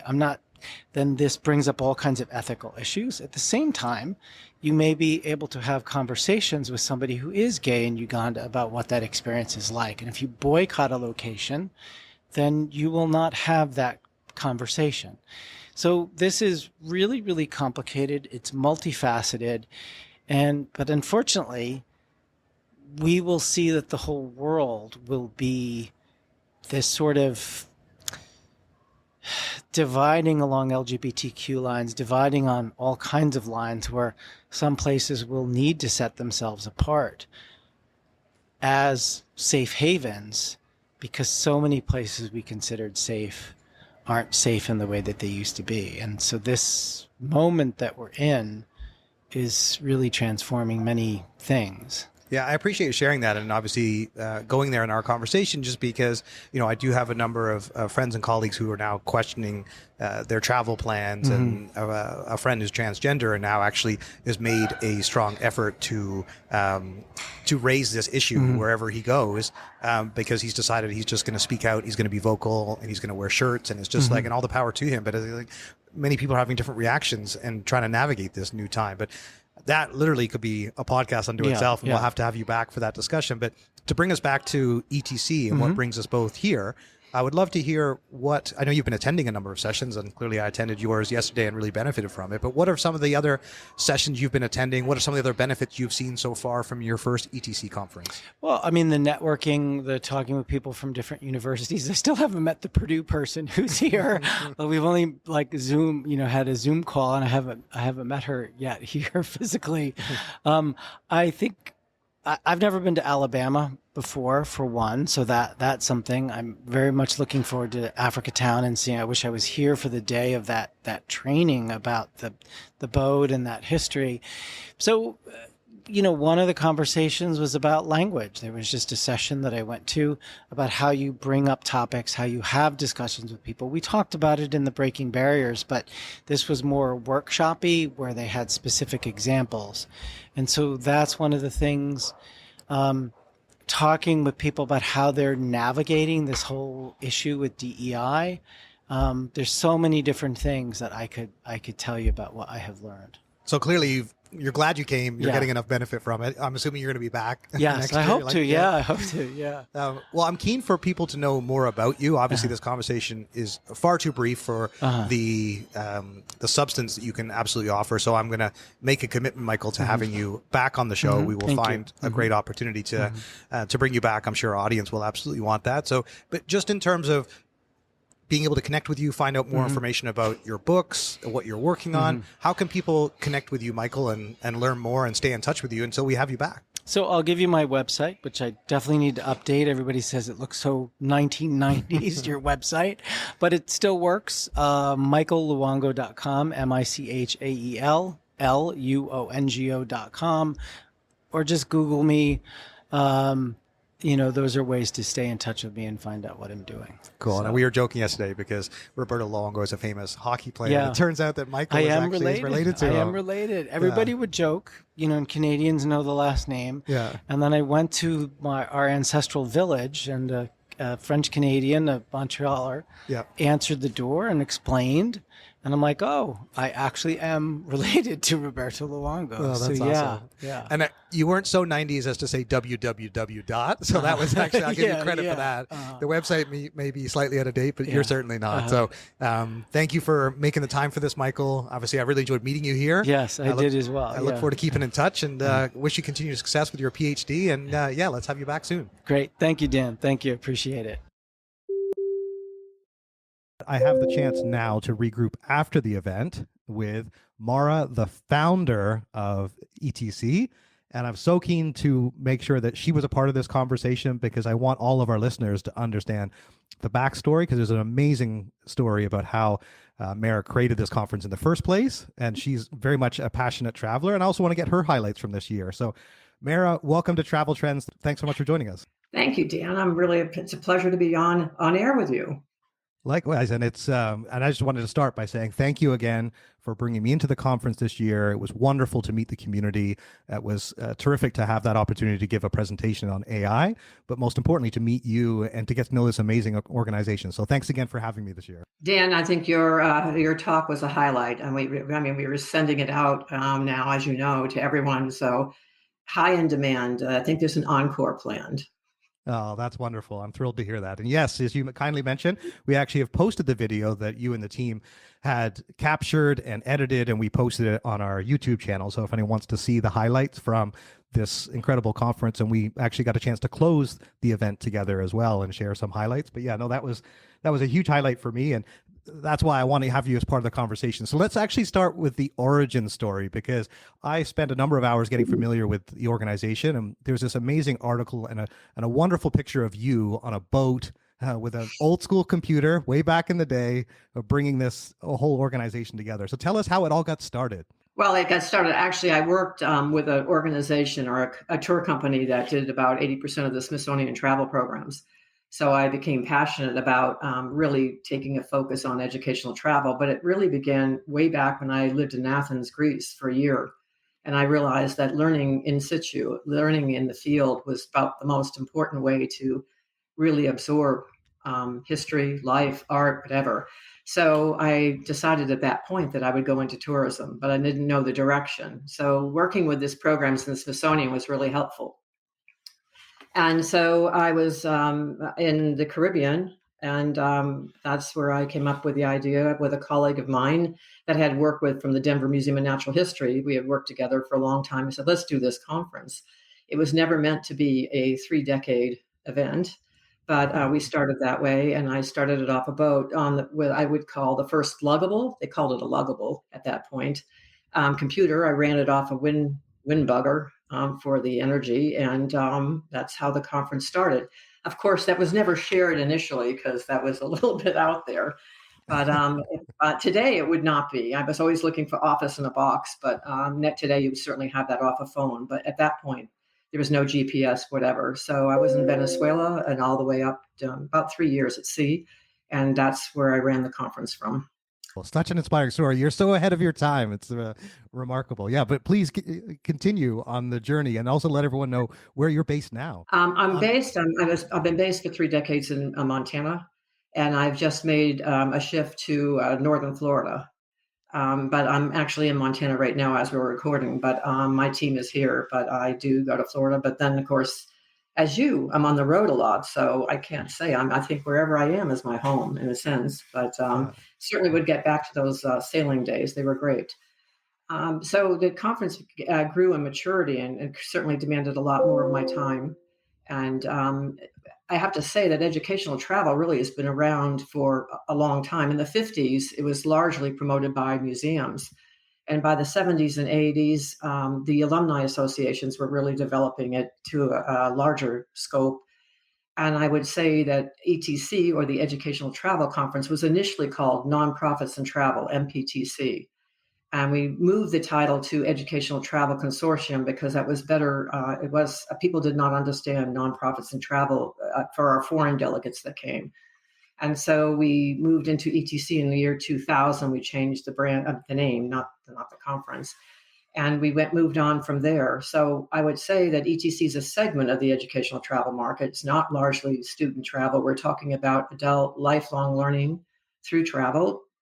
And it's largely offered through museums, alumni associations, conservation and cultural groups. And that is largely its focus, but it's certainly expanding beyond that. There's non-traditional study abroad, things of that nature. But largely, we are dealing with these organizations that are using travel as a means to engage with their alumni or their members, as well as development. I mean, in other words, to contribute funds to the universities. It's kind of unique in the States. It's not really seen worldwide. It's a very unique sector, often under the radar for a lot of larger national organizations in travel, but it's a very significant one. It's multi-million dollar market. And it's significant. Well, and just to add to that too, from what you've built and the people that I had a privilege to meet, a number of colleagues that I had known for years that were very active within the ETC community. And I just had to highlight this too for our listeners, given all the people you've heard from throughout this conversation, like Susan Black and Alan Merschen, and a number of fascinating people that came together for this event.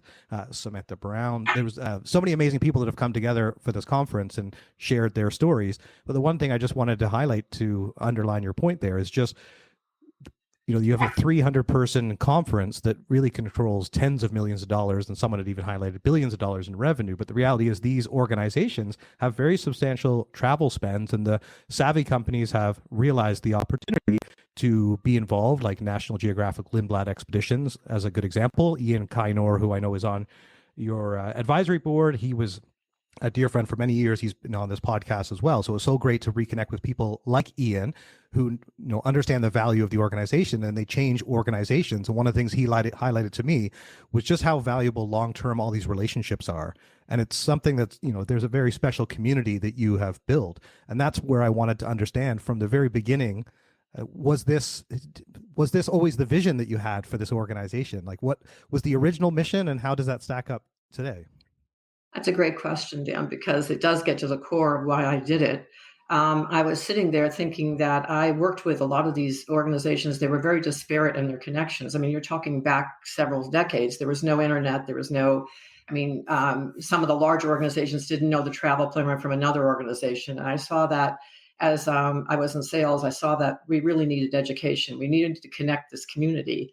And so we connected it through a conference. I mean, basically it was 6 weeks out. I said, let's just mail to everyone and see who will come.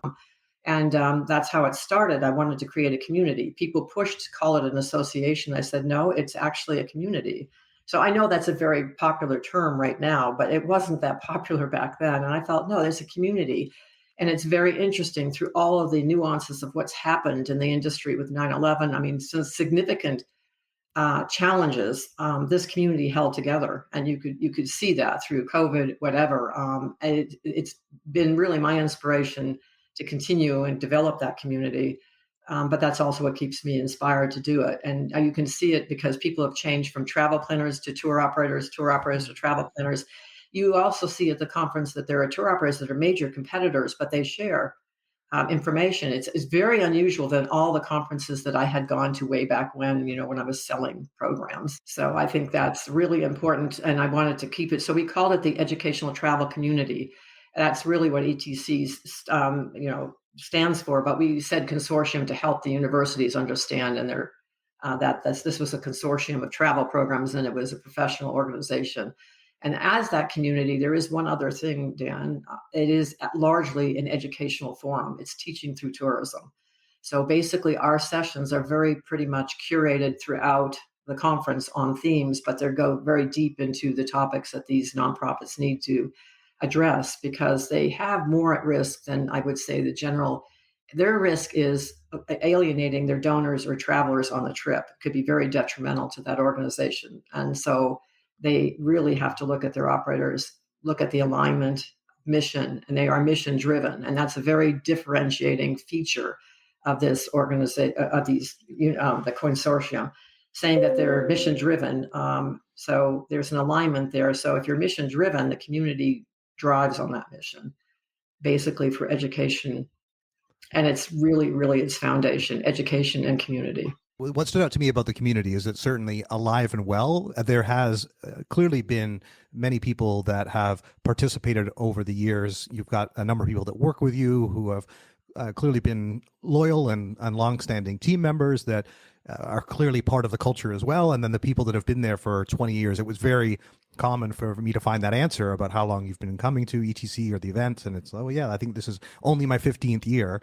But many people were 20 years plus. But the other thing that stood out too was the fact that you welcome in new members. And as some of the listeners will have seen on stage, the CEO of Impulse Travel, Juliana, she's based in Colombia, she actually attended this event. She signed up as a member, attended, had a table, and got great benefit as a DMC out of Colombia.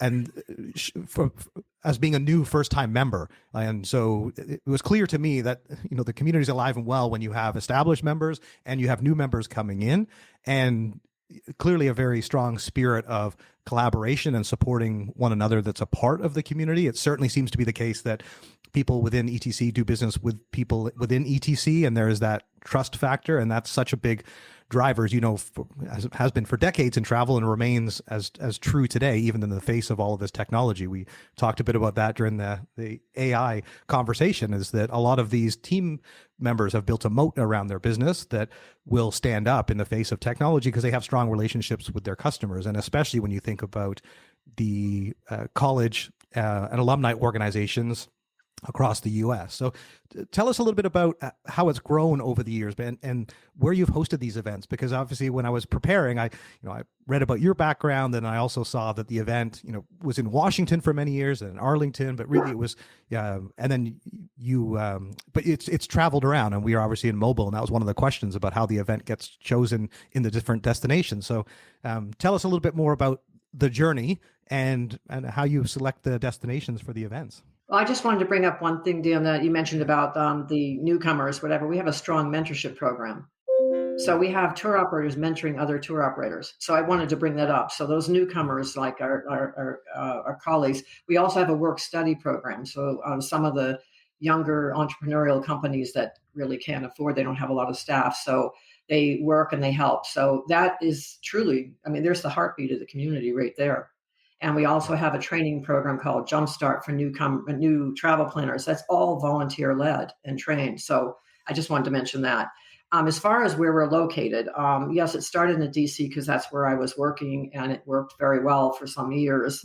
However, we moved around because we came up with a concept of learning labs. So we choose by decision tier 2 cities.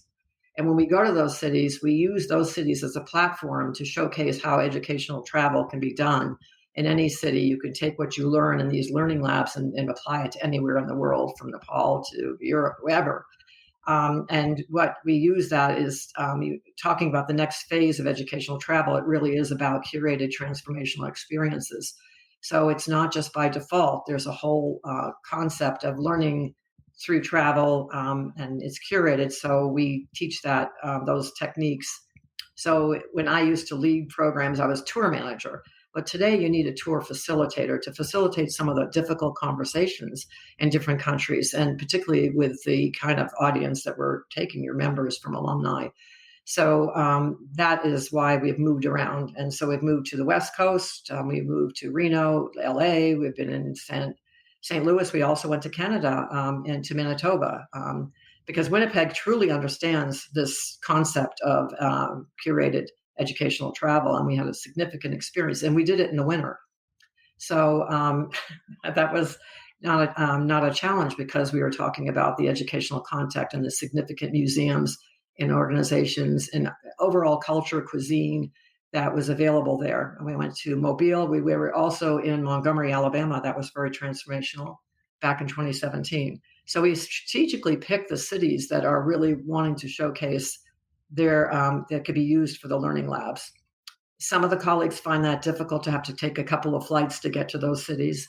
But in retrospect, some of them have been the most transformational experiences. So the conference is not just a conference, it's an experience in itself of taking my colleagues on a trip through educational travel. Yeah, no, I'm glad you mentioned that, especially about the mentorship, because obviously that is an important feature of the organization, and that's something that definitely has come up in these conversations. So I'm glad that you highlighted that. And then the other thing, when you talked about the different destinations, that was one thing that stood out to me, was that these tier 2 cities, I've never been to Mobile, Alabama before, and people did their pre-trip, and Susan Black talked about this on the discussion. That was a real highlight for her to get, because she had never been, and she's traveled extensively. So that's one of the things I certainly enjoyed about the conference. So tell us a little bit beyond the time that we got together, and I know you kindly highlighted my talk, but I would love to hear all the other highlights. So I'm not fishing for a compliment in asking this question, please. It's not that. I actually would love to hear from you, because you were so busy throughout the conference. And of course, this is your party. This is your wedding. Everyone comes together, and you have to make sure that everyone's having a great time and that everyone's taken care of. And I could see how much care and attention you give to that, especially the first night when you're welcoming everyone. You know, it's great to meet your brother who was there, and I could just see the dynamic you have with, you know, you. There's a wow factor when you walk into the room. There's just, you know, people know who you are. They have a great deal of respect for you, and you somehow can pull off these events very smoothly from what I experienced. So tell us a little bit of what some of the highlights were for you this year in bringing this event together.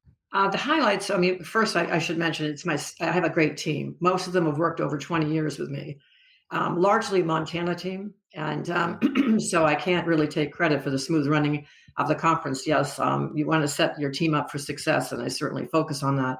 But my team, everyone knows it's a real relationship between my team and the people that come as well. So I should say that. We also have a wonderful speaker. What was highlighted for me is my team walked away really excited, but also the speakers, I mean, were really inspirational. I think we focused largely, I mean, I mentioned the learning labs. That was really a high it was really a high in Montgomery, outside Montgomery, because we looked at Clotilda, which is the last illegal slave ship that left Benin. I had just been in Benin 3 months before. And then also America's the largest biodiversity area in the Henshaw Delta. So those were highlights, and people really walked away. And we're actually getting more of the conference to go to the learning labs. I think we had about 40%. It was high on the learning labs this year. And then moving into the conference itself, I think the donor development and engagement was large portion of the conference and sessions. Risk management, of course, every year, but responsible tourism. But there was a heavy focus on conservation. Our conservation delegates are growing, the institutions that are coming, so that was very exciting. They contribute a significant amount to the alumni, travel planners that come. And then, of course, geopolitical trends are always important. And AI was a hit. It was a whole day, so thank you for keeping people awake on the last day. People actually changed their flight. I don't know if you knew that, Dan, but a couple of my international delegates said, we've changed our flight. We had to hear that talk. And of course, we have a huge demand. So we've recorded it with your slides. And so it's going out across, I guess, the network. And it'll be shown to a lot of their upper management, which is great. So I appreciate that. And then Michael Clinton came. He's founder of Roar Forward. And he talked a presentation on travel as a catalyst for lifelong learning in the new longevity movement. And I think he really spoke to the sweet spot in travel, that this is where this is the next stage of lifelong learning. We've been in it for a long time, but now I think we're converging with actually the demand from the demographics. So that was the most exciting thing for me, to see that talk, because it just spoke what we do and why it's going to succeed in it. And exponentially, to be quite honest, you asked what's happening. My colleagues are overwhelmed with the demand for their trips. I mean, they're booking way out after 2026. So it's significant. And you're talking right after, not that far after COVID, which was very, very devastating to the community. Yeah, no, it was exciting to see the enthusiasm level of booking activity for sure. And that obviously that continues despite some of the geopolitical tensions that we've seen that post the conference. And but I wanted to also highlight when you mentioned Michael Clinton, absolutely fantastic opening keynote speaker. I didn't have the chance to record with him, unfortunately, on this, but I definitely encourage our listeners to seek out more information about Michael, his new book, and he gave a great presentation. Alan Merschen, of course, was the second keynote speaker that was earlier in the day, and he was on this podcast, which was excellent as well. So it's just everything seemed to really come together. The stars certainly aligned, and then this was my first experience, but for you, how did this compare to other conferences? Is this very much in keeping with what is kind of the ETC standard? Because it was certainly not only a well-intended but highly engaged conference. The right people were there, and everyone was getting a lot of value out of it. So clearly that's what keeps people coming back. But for you, was there anything particularly unique or special otherwise about this year, or is that really what anyone should come to expect for attending an ETC conference or getting involved in the community? I focus largely a lot of my work with is on team, but I do majority of my work for the conference, to be honest, is programming.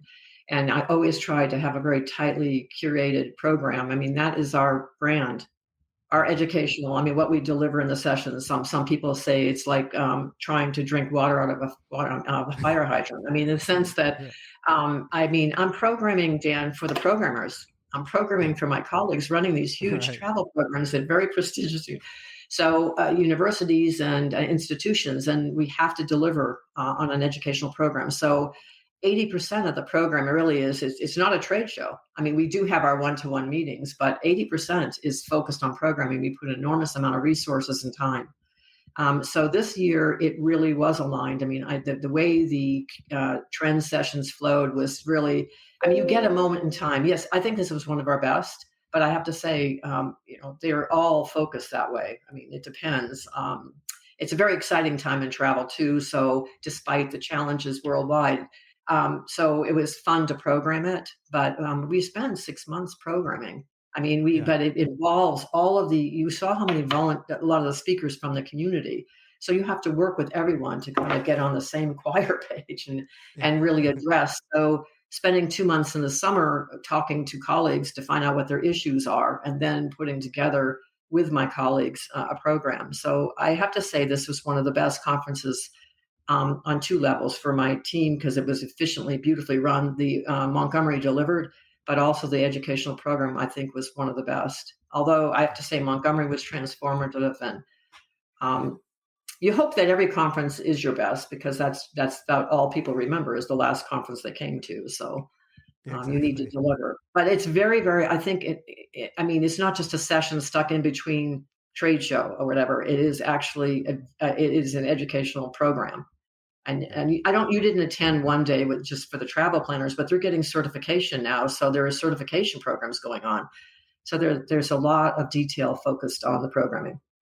No, that's great. Well, that's clear for sure. And I know how much time and effort went into it. And one of the things you highlighted to me, and it made all the difference for my presentation, there's no question. And I know I started off with this, is that, we had spoken to 7 or 8 members and had 7 or 8 hours worth of conversations to get an understanding of where they're at with AI, what it is they want to learn and what they know. And they were all so keen to have a conversation, share their insights. And that ultimately is what led, at least certainly in my instance, to having a really engaging presentation. But it's that community and the fact they were giving us the feedback that we needed to hear to be helpful. One of the things that came up during the presentation was the plans for next year. And so, we're having this conversation now a couple of months after the event. This episode will get global listenership. And that's why I was so keen to have you on this discussion, so that aside from hearing all of the amazing highlights that they've just heard, that they could learn more about ETC, to be able to connect with you, the team, and be involved in future events. But clearly the events is just one part of being involved in ETC. So tell everyone a little bit about where you're headed now in mid-2025, going into 2026. What are some of the ETC initiatives that people should be aware of? And what are the plans for the next big get-together? Well, first of all, we're looking, of course, always for locations that for a destination that's willing to collaborate. But our big focus is on creating an online community, more robust online community. I think that really needs to happen. And that requires a lot of strategic thought and funding, because the community wants to stay connected year round. And so we're using your session and other sessions to start. I mean, it's not a new idea. It's just that we haven't put it into that. We haven't focused on that.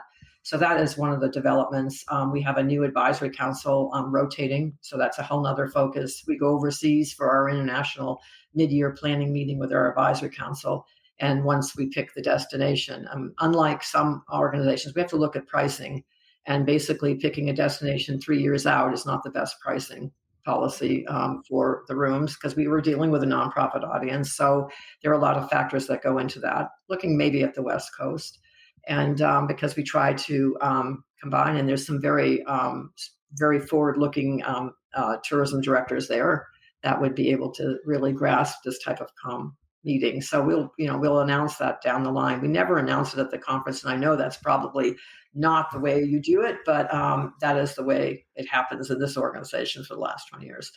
Dan, I'd like to just circle back to saying the way you did your session and when people were speaking to you, that's what we do with all of our speakers. We ask our audience to talk to you. And so that does take time too, but it's the commitment of my colleagues to do that and your commitment to take the time to carefully focus on this audience. We don't just bring in people to talk about things. They have to relate to what is on the minds of the attendees. So you zeroed in on a point of why the program was successful, is because you took the time. And my colleagues, yes, we strategically picked the people who were going to talk to you, but they are willing to contribute too. So that's an important point. So for those people who are listening to this that are interested in getting involved, do you want to obviously people certainly can be checking out educationaltravel.travel is the main website, and the membership information is all there for you. But what would you highlight for someone that's considering of getting involved from everything they've heard from the people on this podcast, now hearing from you? What would you like to share with them if they're interested in becoming a new member or other people that are saying, wait a second, I actually need to get back involved again? Any new member, it always gets channeled to me. So I have that was one of my biggest jobs, is to talk to anyone new that comes. So certainly with the telephone number, 406-745-4800, and basically it'll route to me for newcomers. But I want to stress that it's not, and I think this is an important point, it is a very specific niche market. So it works quite differently. There's relationships built. It takes a time to get into this market. I always recommend to newcomers, you're not going to have appointments and getting tours right away. You've got to get to know the people, get involved with programming, getting face time and delivering expertise. And it takes some time to connect with the travel planners. But so I like to talk to someone ahead of time. There are times where I counsel someone that maybe it isn't the market for them. And sometimes I really feel it's absolutely the market for them. And it's people are looking for younger travelers now. They want to know some programs that could align with the university's mission and dealing with that. So we talk extensively, and I have a white paper I wrote, I think with a former colleague at Yale. So those are helpful tips for people. But I do think just a personal conversation is the best because people have different questions every time. And I don't want someone to come without understanding the concept. And then I also have my colleagues talk to them. If it, strategically another tour operator, if it's an inbound operator, a foreign operator, I'll ask one of my, because our advisor council represents all constituencies. I'll have them say, well, that's part of their responsibilities. Can you talk with this person and give them an honest opinion? Because maybe they don't want to hear it from me. So that, I think, Dan, I know it's the day of electronics and you kind of click on this or that, but the personal conversations at that point, because you're investing to come to a meeting. And people can become a member without coming to the meeting, but I do think that it's really important that FaceTime at the meeting, certainly. And the other aspect of growing is we want to develop more of a program for training for tour operators and destinations too. It's just been largely focused on travel planners, but I think there's a lot of education that they can get as well. Yeah, no, there's so much to benefit from, and that's why I wanted to make sure that hearing it directly from you, they can read what they need to on the website to understand it, but even just knowing that level of care and attention that you give to new members. There was one thing, as that we, during the presentation, we introduced this number, and I'll give it at the end for everyone to be able to dial in, because it's one of the things we're going to optimize towards for next year, and for anyone who's just wants to call in and find out some information to help balance out your time, so that we can have some people just call in the number and get the information that they need to understand more about ETC. So it'll be fun to continue that. But there's just a couple last questions I just wanted to ask you, since we finally getting this time together, and I'm so keen to have this conversation. Some of the things you're looking forward to with the organization, obviously the next event, what are some of the things that you clearly have a lot of energy and interest? That's one thing obviously you and I both have in common. So what are some of the things that you're looking forward to with the organization over the next year or two? Are there some other exciting developments to your planning, or what is it that keeps you so motivated and the team so excited and enthused? I think that it's much. I'd like to see it reach its full potential. In other words, I don't think we're touching all of the organizations, the nonprofit organizations that are doing travel, and there's real proliferation of them now. I mean, you see it popping up everywhere. So, connecting to the cultural heritage community, connecting to the non-traditional study abroad. These are things that are really exciting and reaching out. And we have gotten in the last couple of weeks, I've gotten more calls from people I've never had at the conference asking about the conference for next year. So I don't know, that's really exciting to me too, to get new people, new blood. But we have to cap the numbers. I mean, it's not trying to build, we're not looking at numbers, we're looking at quality and content. So, and the appropriate people. So developing more profiles and getting better at the profiling of the people that are coming and making sure that it's really the place to be for certain companies. And so, yes, we invite everyone, but it's great to know that we could get some new aspects. I think the younger, looking at who's going to be traveling on these programs and looking at really making them more transformational in the leadership and the quality of the trips. I think that's great. Helping my colleagues really extend this concept to their upper management, that travel is not just a little job or it's an affinity type thing, and that it really is impacting their alumni and significantly their donor development. I think that's a big issue, and really taking that certification program to its full extent, I mean, in a sense. So these are things beyond the conference that really will drive more participation for the nonprofits. And if the nonprofits are there, the tour operators will be there, and so will the destinations, because this really truly is unique in the industry. There's not another program like that for the nonprofits and travel. And I would love to see them take over the leadership role that they had back in the 70s and 80s of educational travel. They're the ones that brought the the lecturers to the ships and the faculty. And now that's just commonplace. So where are they going to lead next? And where they're going to lead next is in the transformational aspects of curating a really, really adult lifelong learning travel program. Yeah, no, that's so exciting. And, obviously it's been wonderful to meet the team and to get to know you. And I'm certainly thrilled about the prospect of coming back again next year, wherever that may be. Consider me signed up for it. And I definitely want, over the course of that time, to stay connected to you and the community and continue to profile some of the exciting developments that you have on, and clearly just stay in touch. Because one of the things that we just started our conversation is that Mara just got back from Bhutan. And so you're such an avid traveler today. You just spent 3 weeks in Bhutan, and I know you're going to be publishing an article about this. So you're still just very much in this space. And I just love to keep up with you on the trends that are happening with travel from your perspective.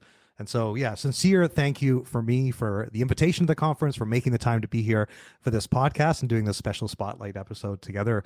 Mara, it's been great getting to know you, and I certainly look forward to keeping in touch, and I wish you and the team every success in the year ahead. And I want to thank you, Dan, because the energy you exuded throughout the conference just was infectious. I mean, it was an amazing opportunity to meet you in person. I got that drip when we were talking, but and as far as a traveler, when are you in your office? I mean, in a sense. But thank you very much for inviting me. I hope that some of the comments were helpful to people, and certainly I will follow up with whatever anyone comes our way. Thanks so much for joining us for this latest event spotlight of travel trends. I really hope you enjoyed all of these conversations recorded live from the ETC conference in Mobile, Alabama. It was a really special event. It was a privilege to be a part of, and I'm thrilled to have been invited back next year. So thanks to everyone that made the effort to speak with me, connect with me, all of the guests on this show. Special thanks, of course, to Mara and the team for having built such an impressive community around travel and nonprofits. And I look forward to seeing your continued growth and finding out exactly where next year's conference is going to be. And for those of you who have now discovered the Guest OS app and the phone number, we'll make sure that's included so you can call in and learn more information about ETC. But definitely check out educationaltravel.travel for more information to become a member or get involved in future events. Thanks again for joining us, and look forward to having you on the next episode of Travel Trends. Until next time, safe travels.